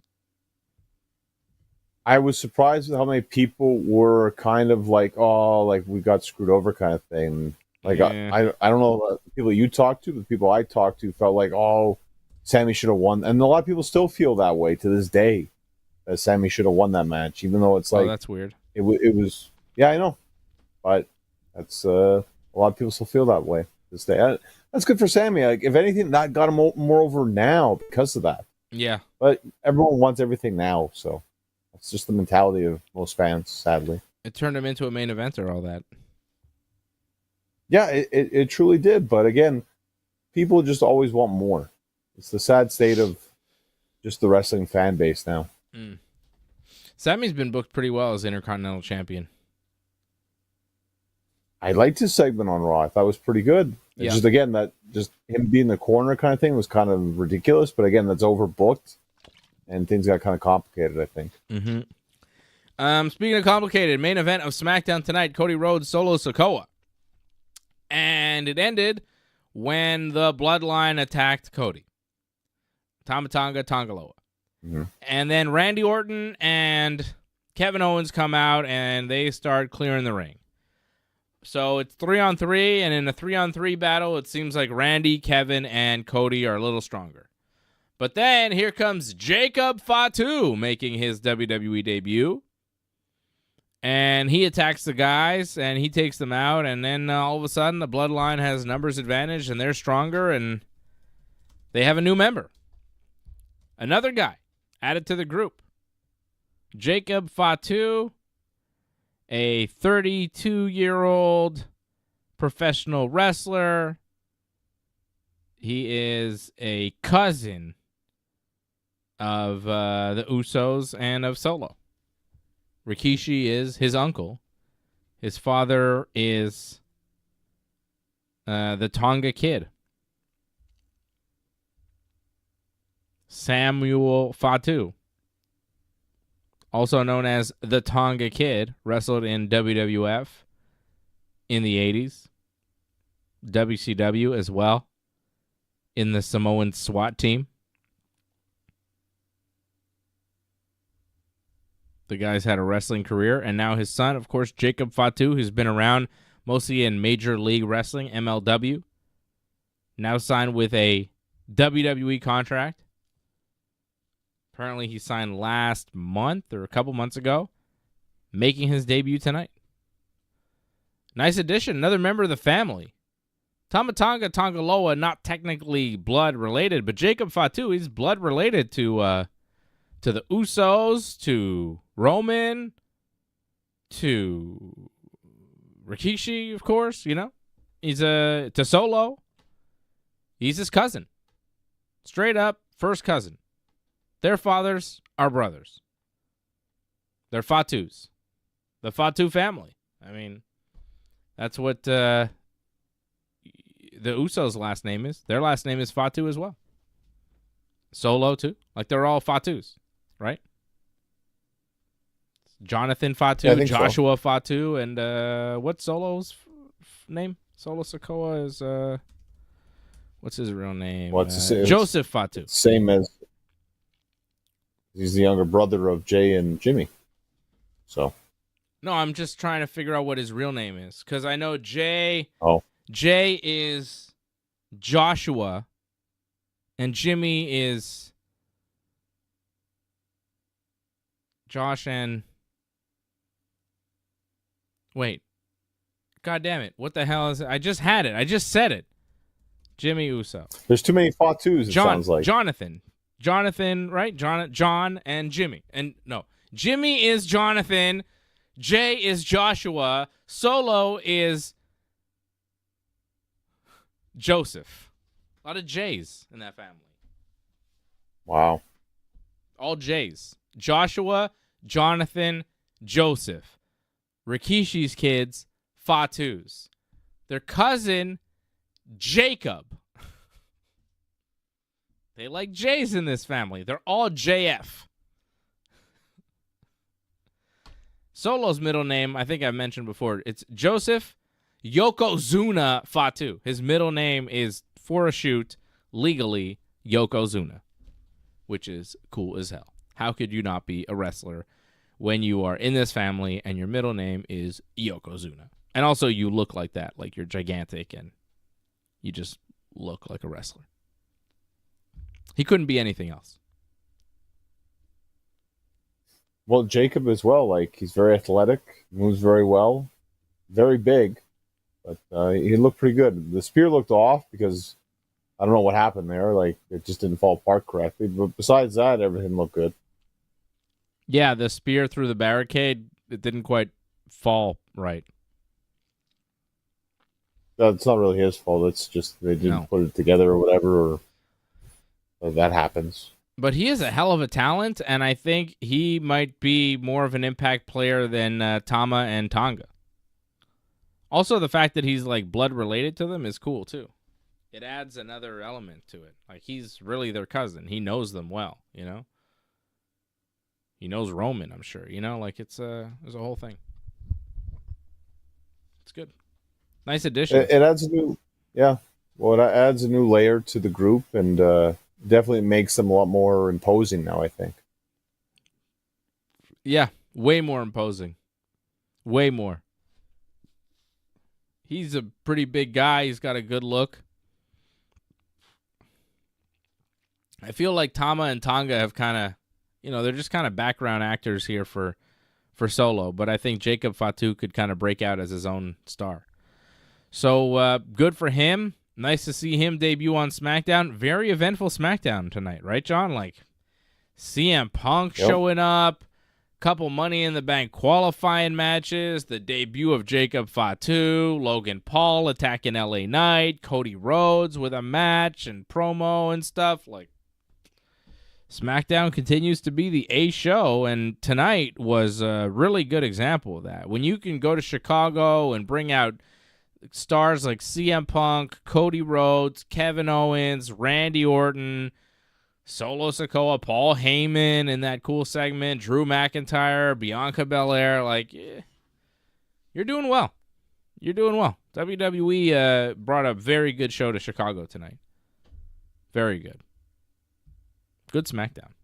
We don't always say that, right, John? It's not always a great SmackDown, but tonight was very good.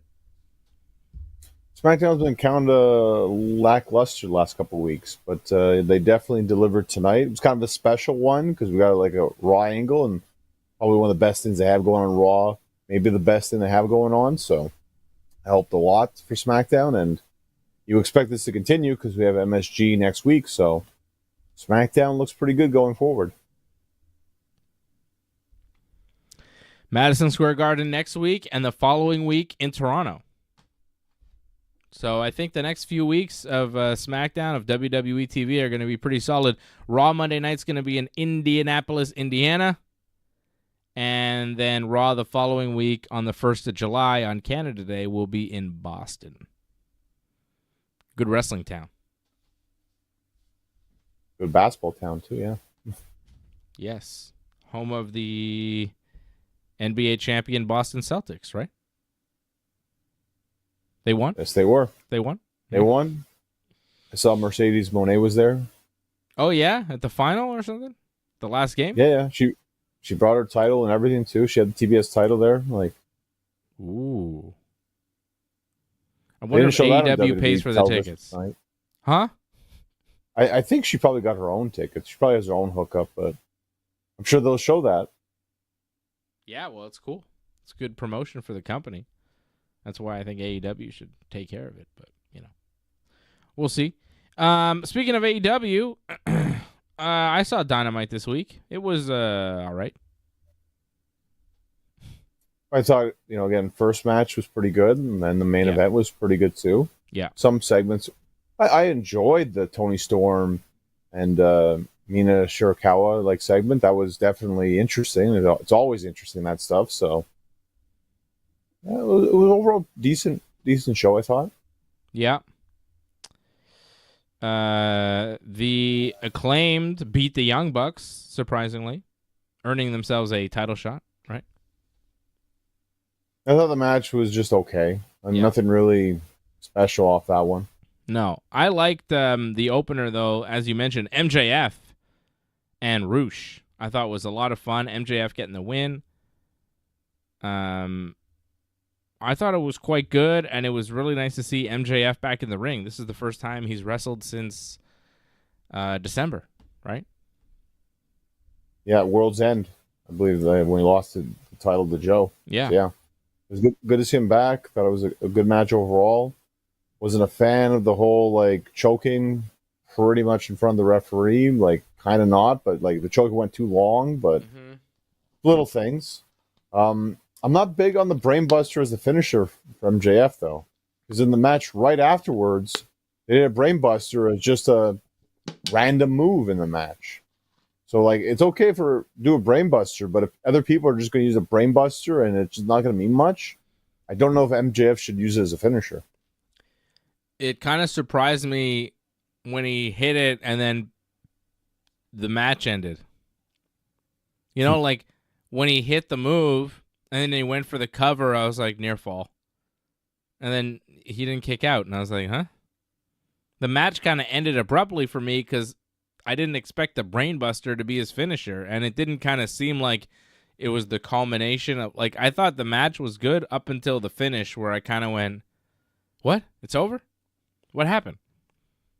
Brainbuster. Well, you're used to 3 to 4 different finishers, but I think he teased this because remember that's what he gave to Adam Cole. Yeah. I don't know.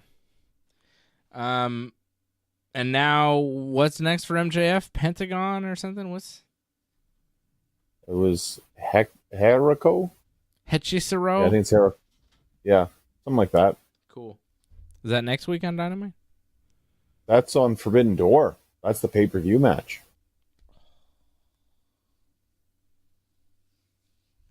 Why?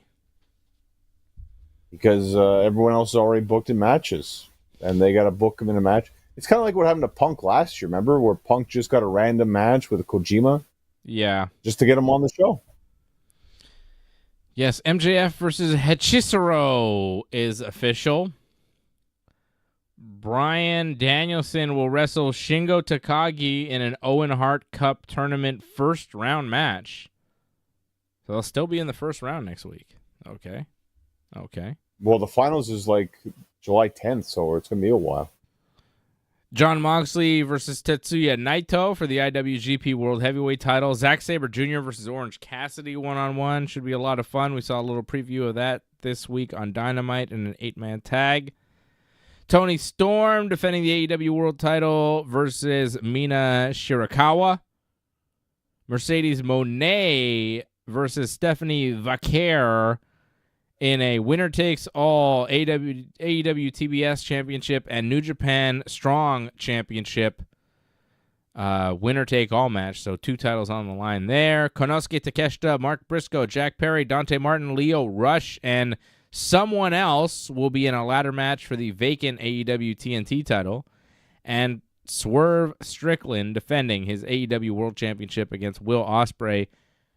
I thought, again, a hell of a promo from both guys on Dynamite this week. That face-to-face was incredible.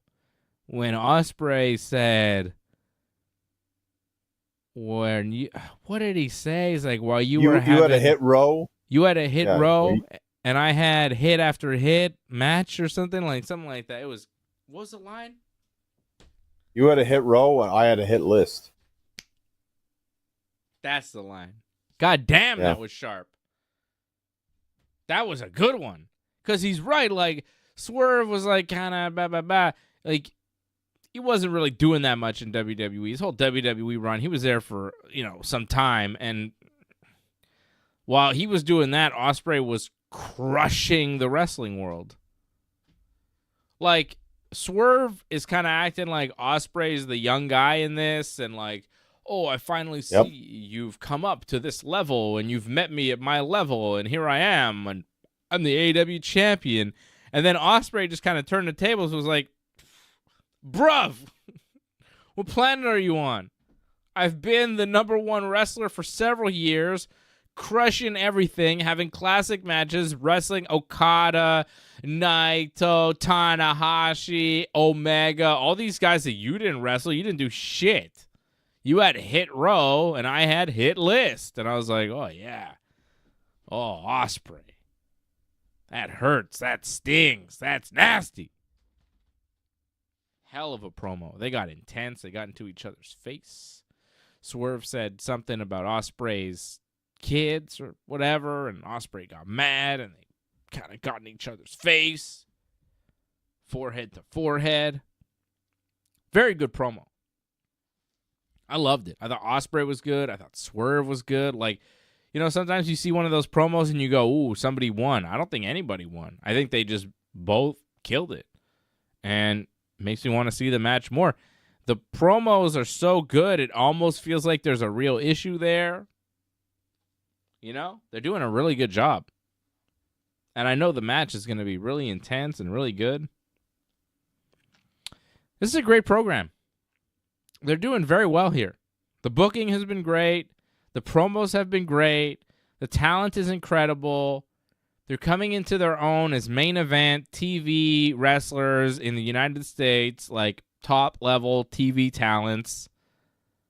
They're both kind of getting better every week, getting more comfortable, getting more seasoned, getting more experience. Because, like, for Swerve and Ospreay, cutting promos like this in the ring, on TV, in front of people, is not something that they've been doing for years and years and years. This type of segment is not something that they have experience in, like a Chris Jericho or a Samoa Joe even. You know what I mean? They haven't been doing that type of thing for that long. So the fact that they can go in that moment when they're building a world title match and knock it out of the park like that is very impressive. Because, look around at pro wrestling, guys. Those things don't happen very often. Guys with their level of experience in that type of spot, I'm not saying that they're green wrestlers. I'm saying that they're green a little bit as far as, like, in-ring promo artists on TV. That's not what they've been asked to do for the majority of their wrestling careers. Ospreay's wrestling in Japan. Like, that's not happening for him. But then here, they're put in these positions because it's AEW. It's what's expected of them, and they're killing it. And if you look around at pro wrestling, a lot of people are put in those positions, and they fumble, and then, they're either never heard from again, or we have to sit through them for years and years, and they continue to suck. Cue Seth Rollins. Well, look at him on the mic. Look at him compared to Will Ospreay, promo-wise. Look at the experience that Seth Rollins has in-ring promos doing that thing. And then look at the experience that Ospreay has, not as much, right? And then look at the quality of work that we're seeing.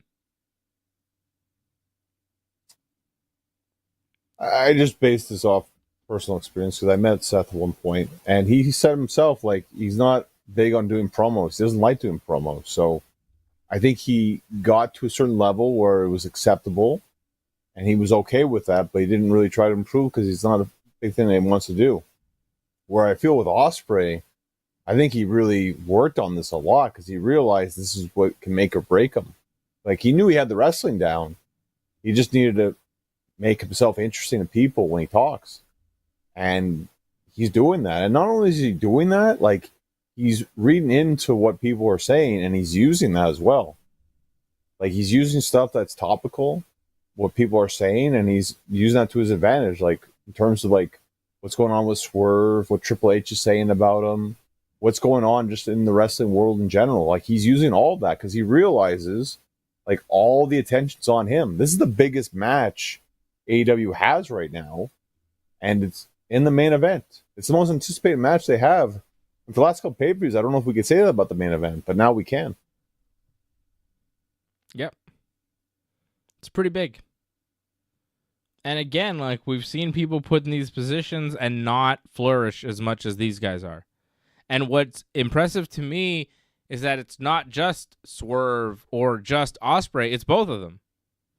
They're both just like, they're put in these positions, they're putting these promos, and you go, okay, well, how's this going to go? And you're like, wow, that was great. You know what I mean? Like, you see it, it's like, okay, here they come. They're about to talk. What's this going to be? And then you go, wow, they did another one that's really good. Like, they've done 2 or 3 of these promos now, and every time I go, okay, what more? What else? What are they going to do? And always good. Always a new level, new layer, more stuff to say. Like, it's very impressive. It's very impressive. The future of AEW is incredibly bright. With talents like Ospreay and Swerve kind of on top right now, MJF right there, like, they've got a lot of this kind of homegrown talent. Swerve and MJF, I'd say more homegrown than Ospreay. Ospreay was kind of ready-made from New Japan already, but in a way, kind of homegrown as far as in the States, getting that audience. And there's so many years ahead of them. In AEW, you just look at the future. It's incredibly bright. It's incredibly bright talent-wise. It's very cool. And they also teased Ospreay and MJF as well this week. Yeah. Which is going to happen, which is going to be nuts. I think MJF and Will Ospreay were both in the 2 greatest matches in the history of AEW. Of course, there was one man that was in both of those matches.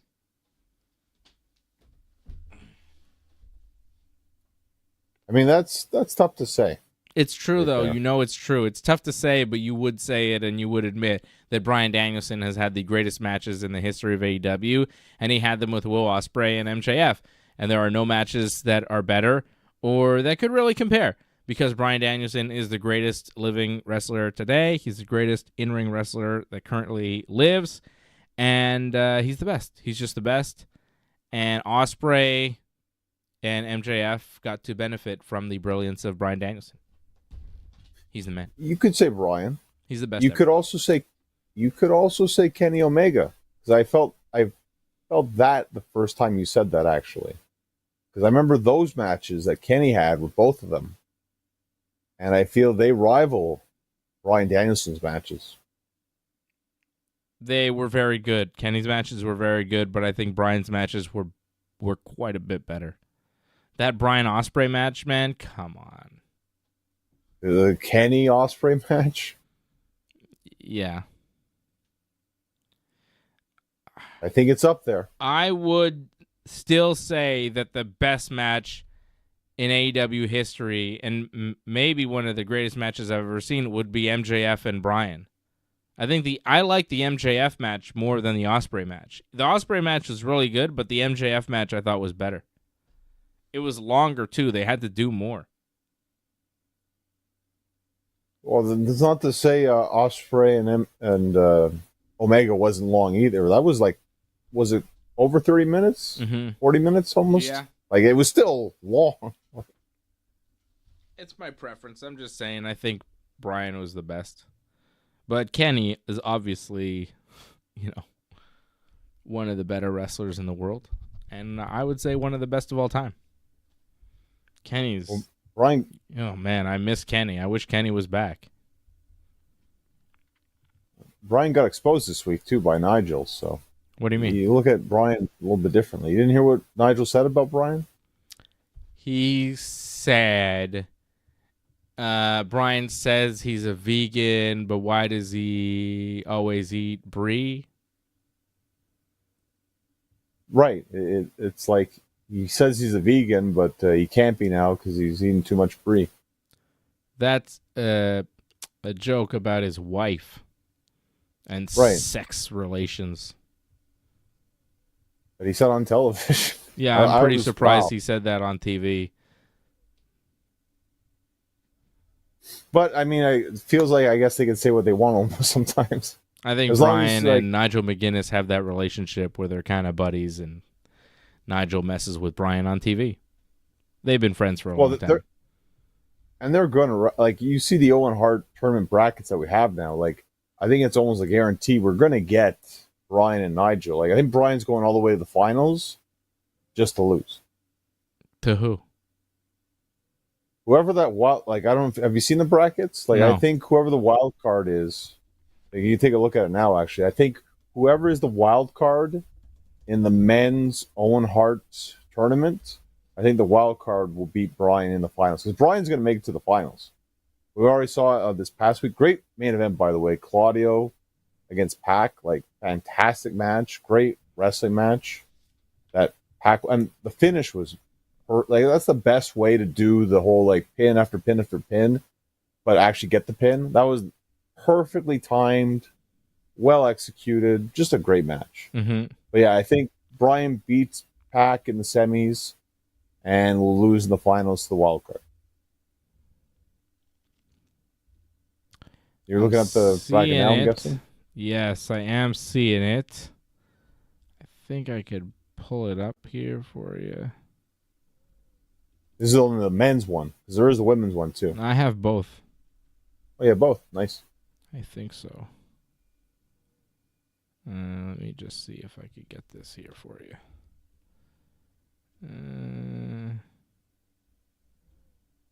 Yep. Hold on. I'm going to get it for you. Don't you worry, Johnny. It's coming. Just got to figure out how to make this happen. So, who do you think the wild card is going to be? I think we really got to wait until after Forbidden Door. Because, you think MJF right away, right? Mm-hmm. And then maybe whoever loses the world title match would be in that wild card spot as well. So maybe you put Ospreay, you put Swerve in there. It's not a bad idea just to rematch that at Wembley too, right? There are many options, I suppose. Here is the bracket for the men. So Danielson versus Shingo Takagi taking place at Forbidden Door. Claudio Castagnoli has already advanced. He beat Pac, so it'll be Claudio versus what? Brian No. Pac. Sorry, Pac advanced. won. So Pac and Brian. Jay White, Ray Phoenix. That hasn't happened yet, right? I don't believe so, but I expect Phoenix to win that. Okay. And then Jeff Jarrett versus the wild card. Right. I have no idea who the wild card could be. I saw a lot of people upset about Jeff Jarrett being in this tournament, but I think it makes perfect sense, and I think it's a great gesture by AEW by putting him in there because he was friends with Owen. He was last tag team partner with Owen, so I think it's great that Jarrett's in this, actually. So you think it'll be Brian versus the wild card in the finals? What do you got?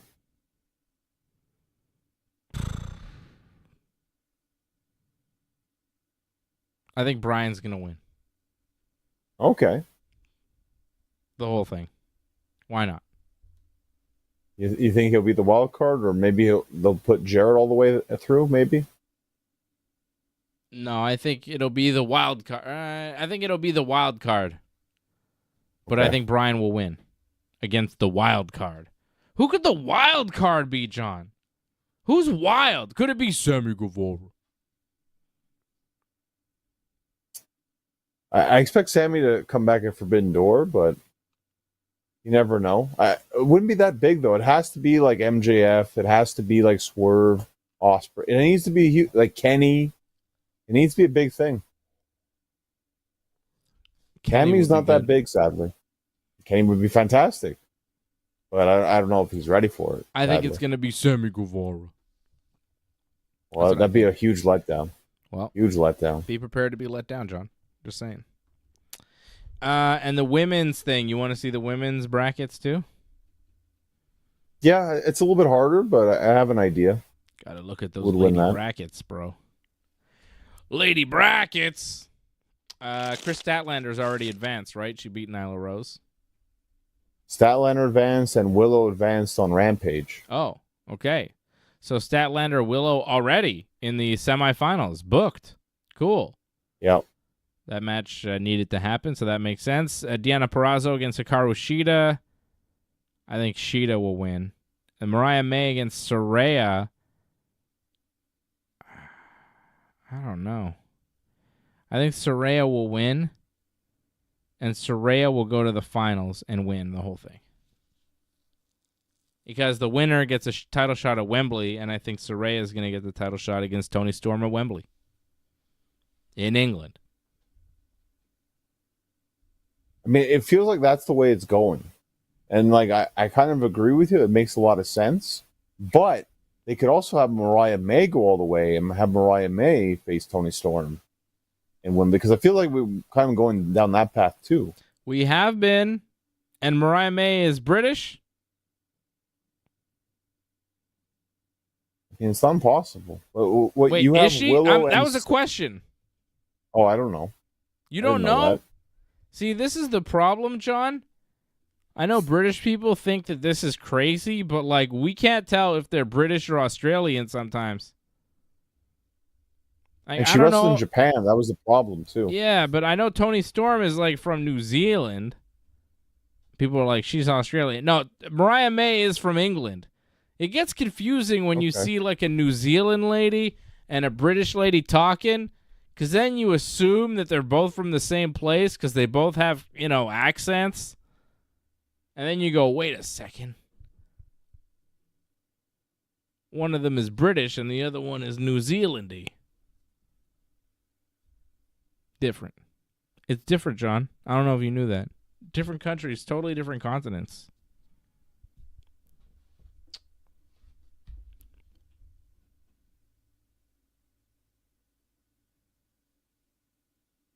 Are you there? I think I just froze on you for a little bit, actually. Sorry. I'm here now, though, but I missed what you just said. But I think you said something about their different accents. I was explaining to you that Australia and England are different places, different countries, and on different continents. And I was like, I don't know if you knew that. And I looked at you, and you're just like... Yeah, I didn't hear a word you said. Sorry. What the hell? Didn't hear a word of that, but thank whoever joined us on Twitch. Lofty Oligarchy joining us on Twitch, so thank you. Thank you for that. That's cool. Appreciate you. Oh, my goodness. All right. Johnny North, when's your next match? When can people see you in the ring? Well, it's going to be next Friday, so I won't be on the show next Friday.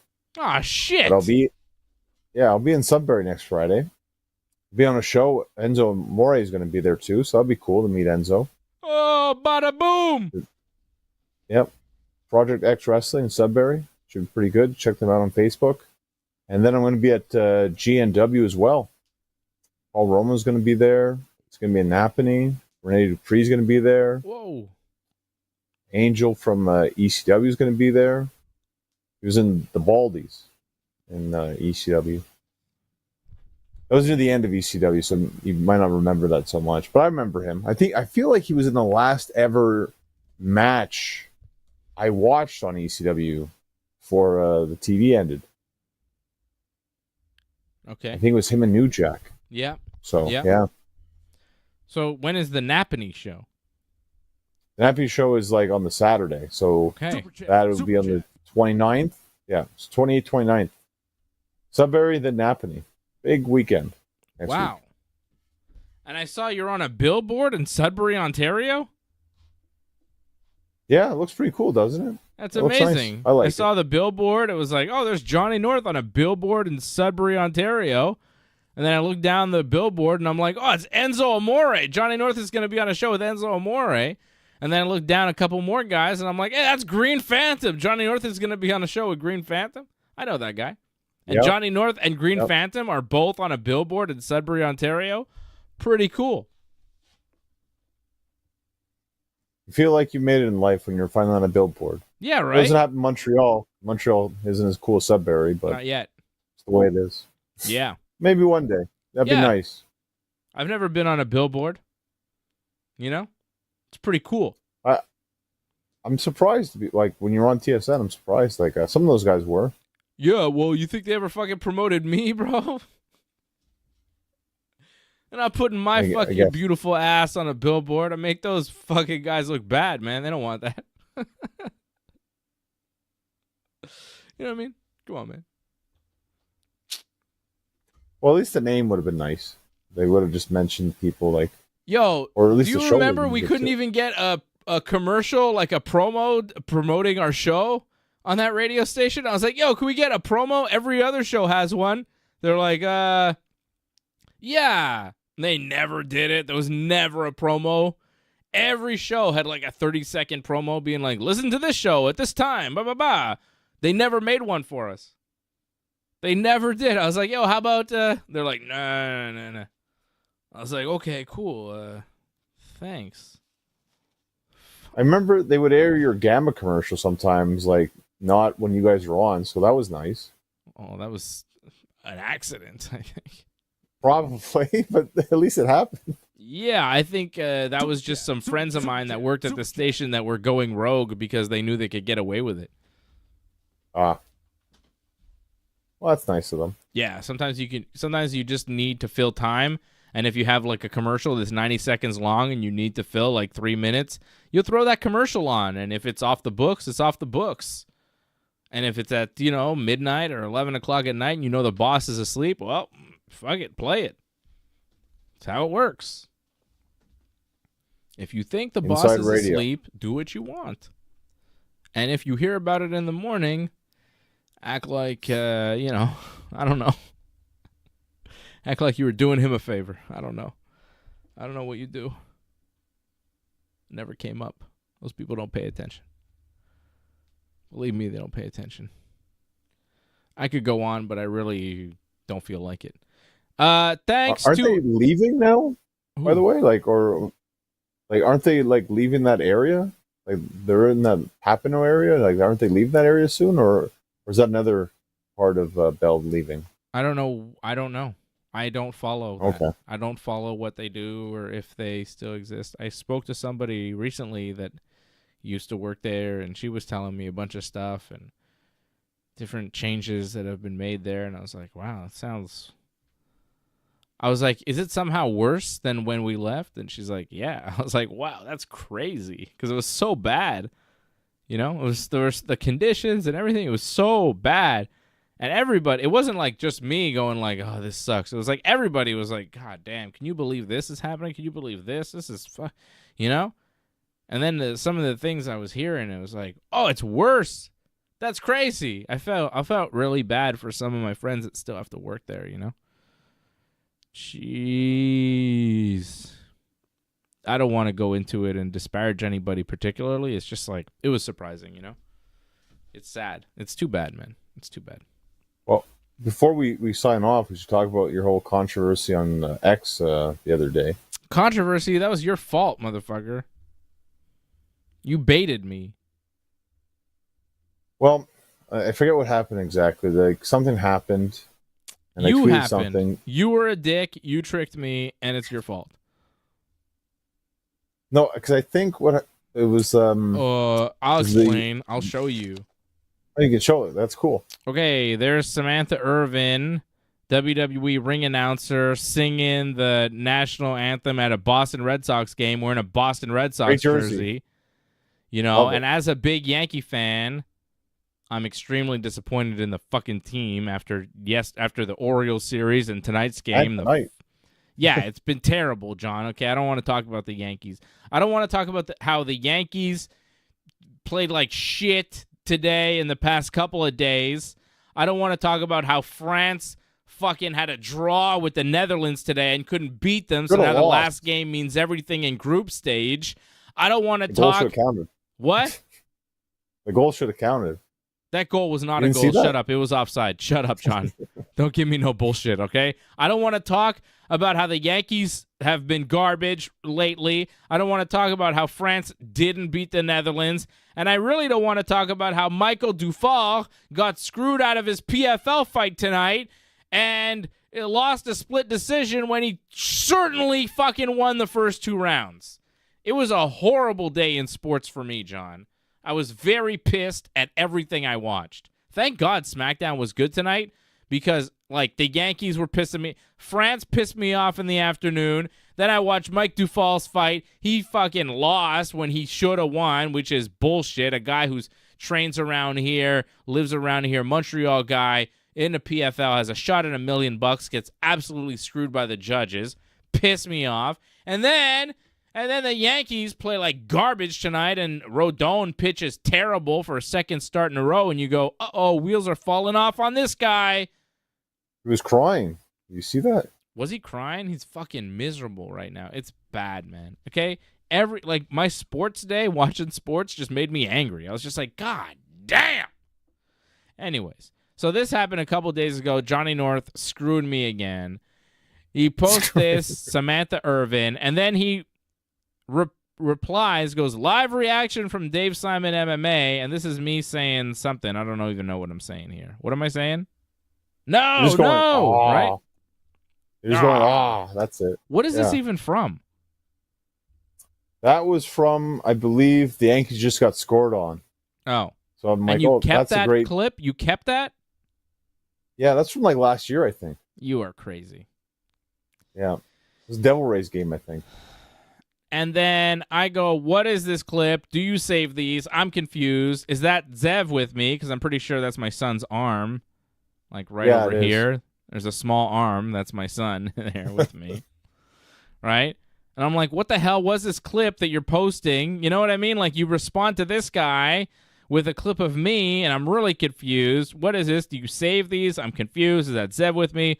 And then I go, also, loser team, loser announcer, Ricochet, loser. Samantha Irvin, loser. Howard Finkel would never do this. He never would. Right? See, I didn't understand that part. Well, because she's the ring announcer in WWE, and Howard Finkel, he would never sing for the Boston Red Sox. He's got more sense than that, because the Red Sox, it's disgusting. Right? Because you mentioned Ricochet, and then I'm like, so you meant like with Ricochet would never. I was saying I was saying because of association to Samantha Irvin, because of her association to Boston Red Sox, is now a loser like the Red Sox. And now, because of Ricochet's association to Samantha Irvin, he's also a loser. Double losers, okay? But I was joking with you, okay, John? I thought this was from me to you, but you had tagged Samantha Irvin in this tweet. Well, no, here's a little heads up here. Like, I didn't tag her. Like, the original guy tagged her. And you responded to the original guy that had tagged her or something? I don't know. Exactly. Yeah, exactly. Okay, so then I didn't know that either. I'm like, who? And then I'm like, what is this tweet? And then I looked at who liked it. I don't know how I see who liked it. Can I show you that? Oh, this is hard. It's supposed to be private, no? No, it's not private. It's not fully private, bro. Hold on. You could see the likes usually. Oh, I could see them on my... it's weird. I could see them on my mobile Twitter app, but I don't see them on the desktop version for some reason. Like who likes. Usually you could click on the tweet and it'll show you on the mobile, but not on the desktop. All right. Elon fixed it. Yeah, good job, Elon. And then I go, oh no, Samantha liked this tweet. I didn't know you tagged her, Johnny. And then I wanted to write to her, be like, yo, dear Samantha, I was just joking with my buddy. I'm a big Yankees fan. He's a Red Sox fan. You and Richard O'Shea are obviously not losers. Like, they're very cool. They're in WWE. I don't think they're losers. I just, you know what I mean? It was a joke. I was fucking with you. Much love. Right. You know what I mean? Like, I don't want her to see this and think, oh, hate from the internet. It's like, no, I'm not hating on you. I'm hating on the Red Sox, and I'm fucking joking around with Johnny. And I didn't expect you would see this, Samantha Irvin, WWE ring announcer. So I apologize. I didn't mean, Like, I'm not, you know what I mean? Like, I'm not trying to insult her or Ricochet. I actually like Ricochet quite a bit. And I like Samantha Irvin as a ring announcer. I think she's pretty good. She's not Howard Finkel. You know what I mean? I think Howard Finkel was the best ever. But, yeah, I was just joking around with you. And I didn't know that she was tagged in it. If she was tagged in it, I wouldn't have been like, loser, you know, because you could take that the wrong way on Twitter. I assume you got what I was saying because you know me and you know my tone, but she doesn't. You know what I mean? I understand. Like you said, I know your tone and all that. I noticed she wasn't on Raw or SmackDown this week, so I don't know if you hurt her feelings that much that she had to be off television. Well, isn't she like selling the Ricochet death of Braun Breaker, right? She's like selling how Ricochet got attacked and she's like with him and concerned for his health. Isn't that how they explained it? Like she'll be back next week type of thing? Yeah, or maybe she's on vacation too? I don't know. Well, I think that makes more sense because she was at Clash of the Castle. Remember, she got booed out of the building. I sent you that clip too. Oh, right, at the end of the show. She's like, thanks for coming. We hope you enjoyed the show. They're like, boo, fuck you. Because they were so pissed bad that for Drew her. didn't win. They're like, we didn't enjoy the show, motherfucker. Oh, poor bastard. Rough week for her. Yeah. But again, like you didn't mean that, so hopefully she's not too upset. Yeah, I mean, I doubt that this would actually affect her in a serious way, but you never know. You know, some people, they get a lot of like negative comments on the Twitter and then they see one and it sends them over the edge. But I hope mine wasn't the one because it was more a joke about the Red Sox and our, you know, rivalry where we talk shit about each other's favorite baseball team. That's really what it was. Well, I mean, you've already been blocked by Wade Barrett. I mean, if you get blocked by more WWE personalities, you know, what's the harm in that?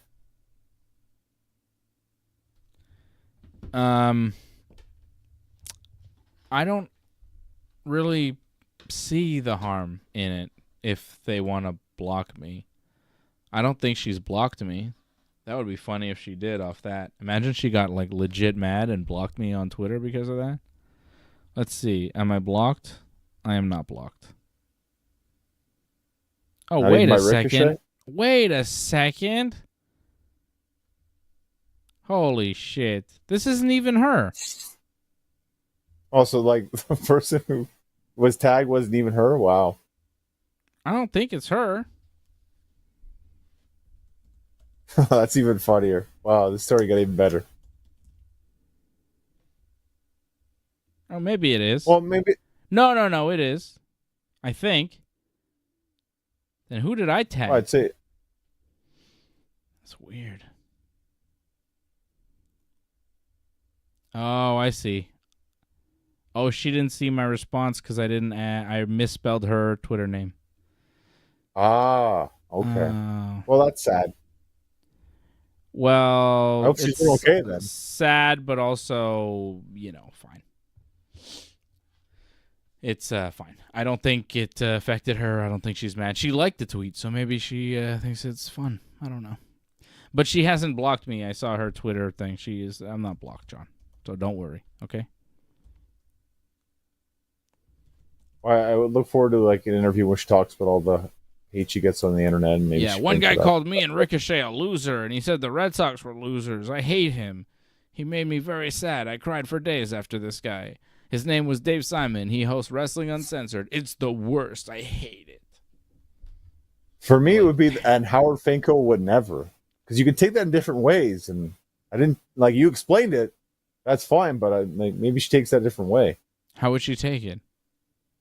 Because the way I saw that, you say Ricochet loser, Samantha loser, Howard Finkel would never.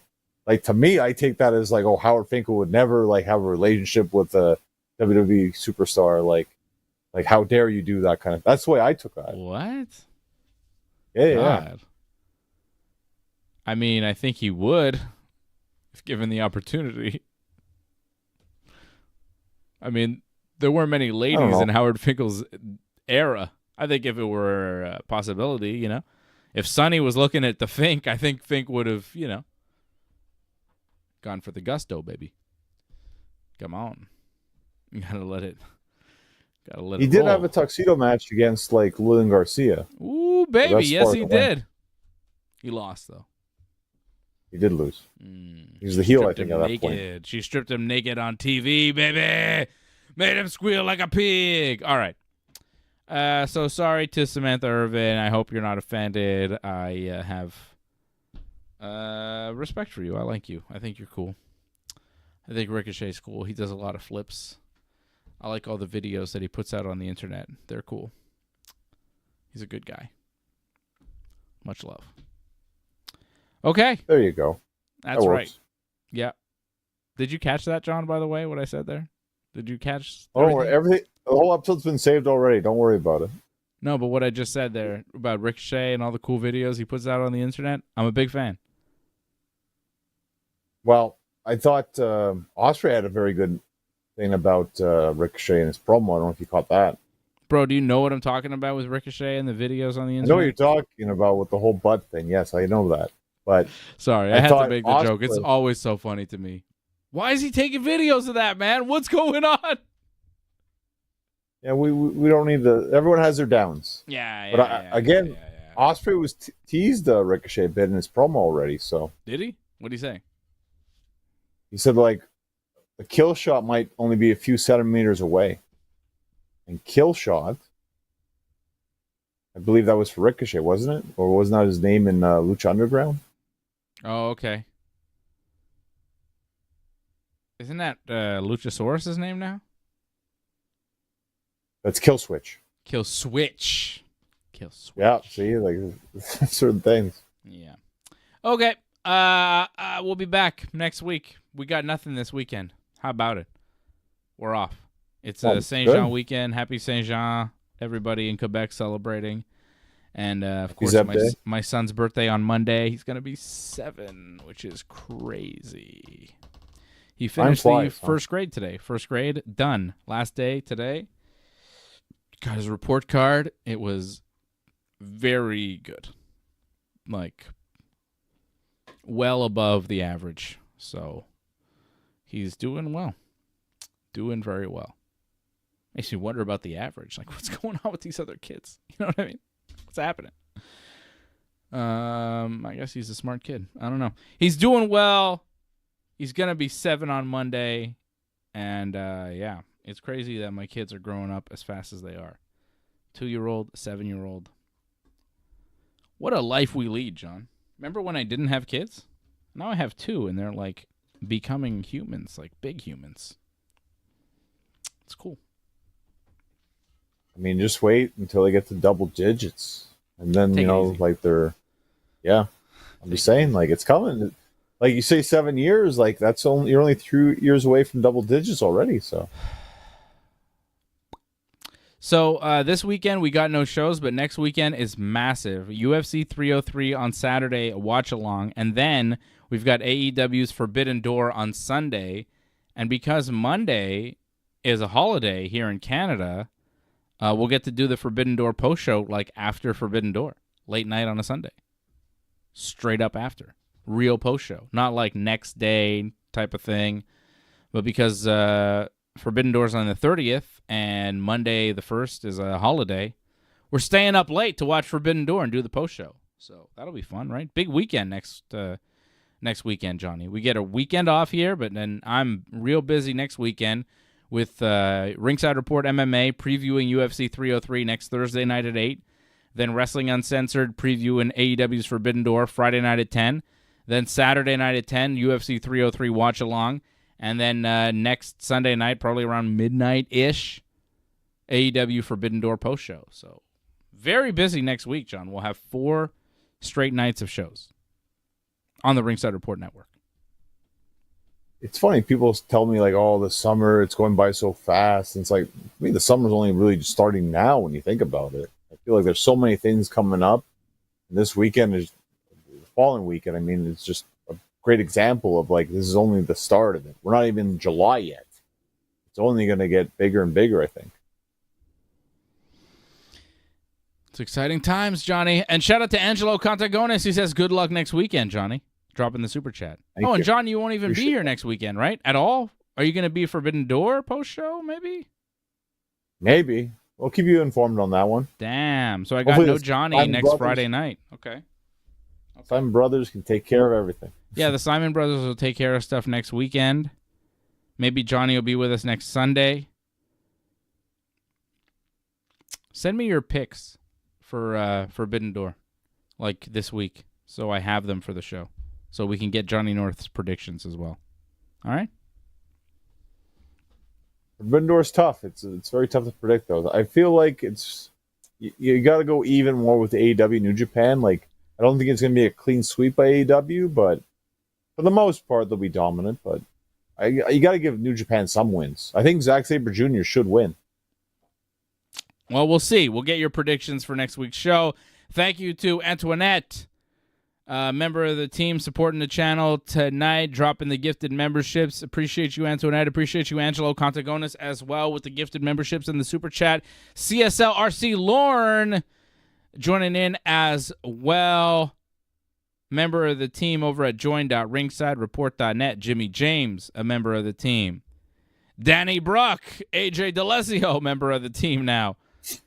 Somehow. The Jimmy J. Not to be confused with Jimmy James. Rastis. All the new members, thank you for joining in to the channel here. Thank you for supporting over at join.ringsidereport.net and membership.ringsidereport.net. Go to our website for exclusive content over at ringsidereport.net, the official home of the Ringside Report Network. Thanks for sticking with us to the end.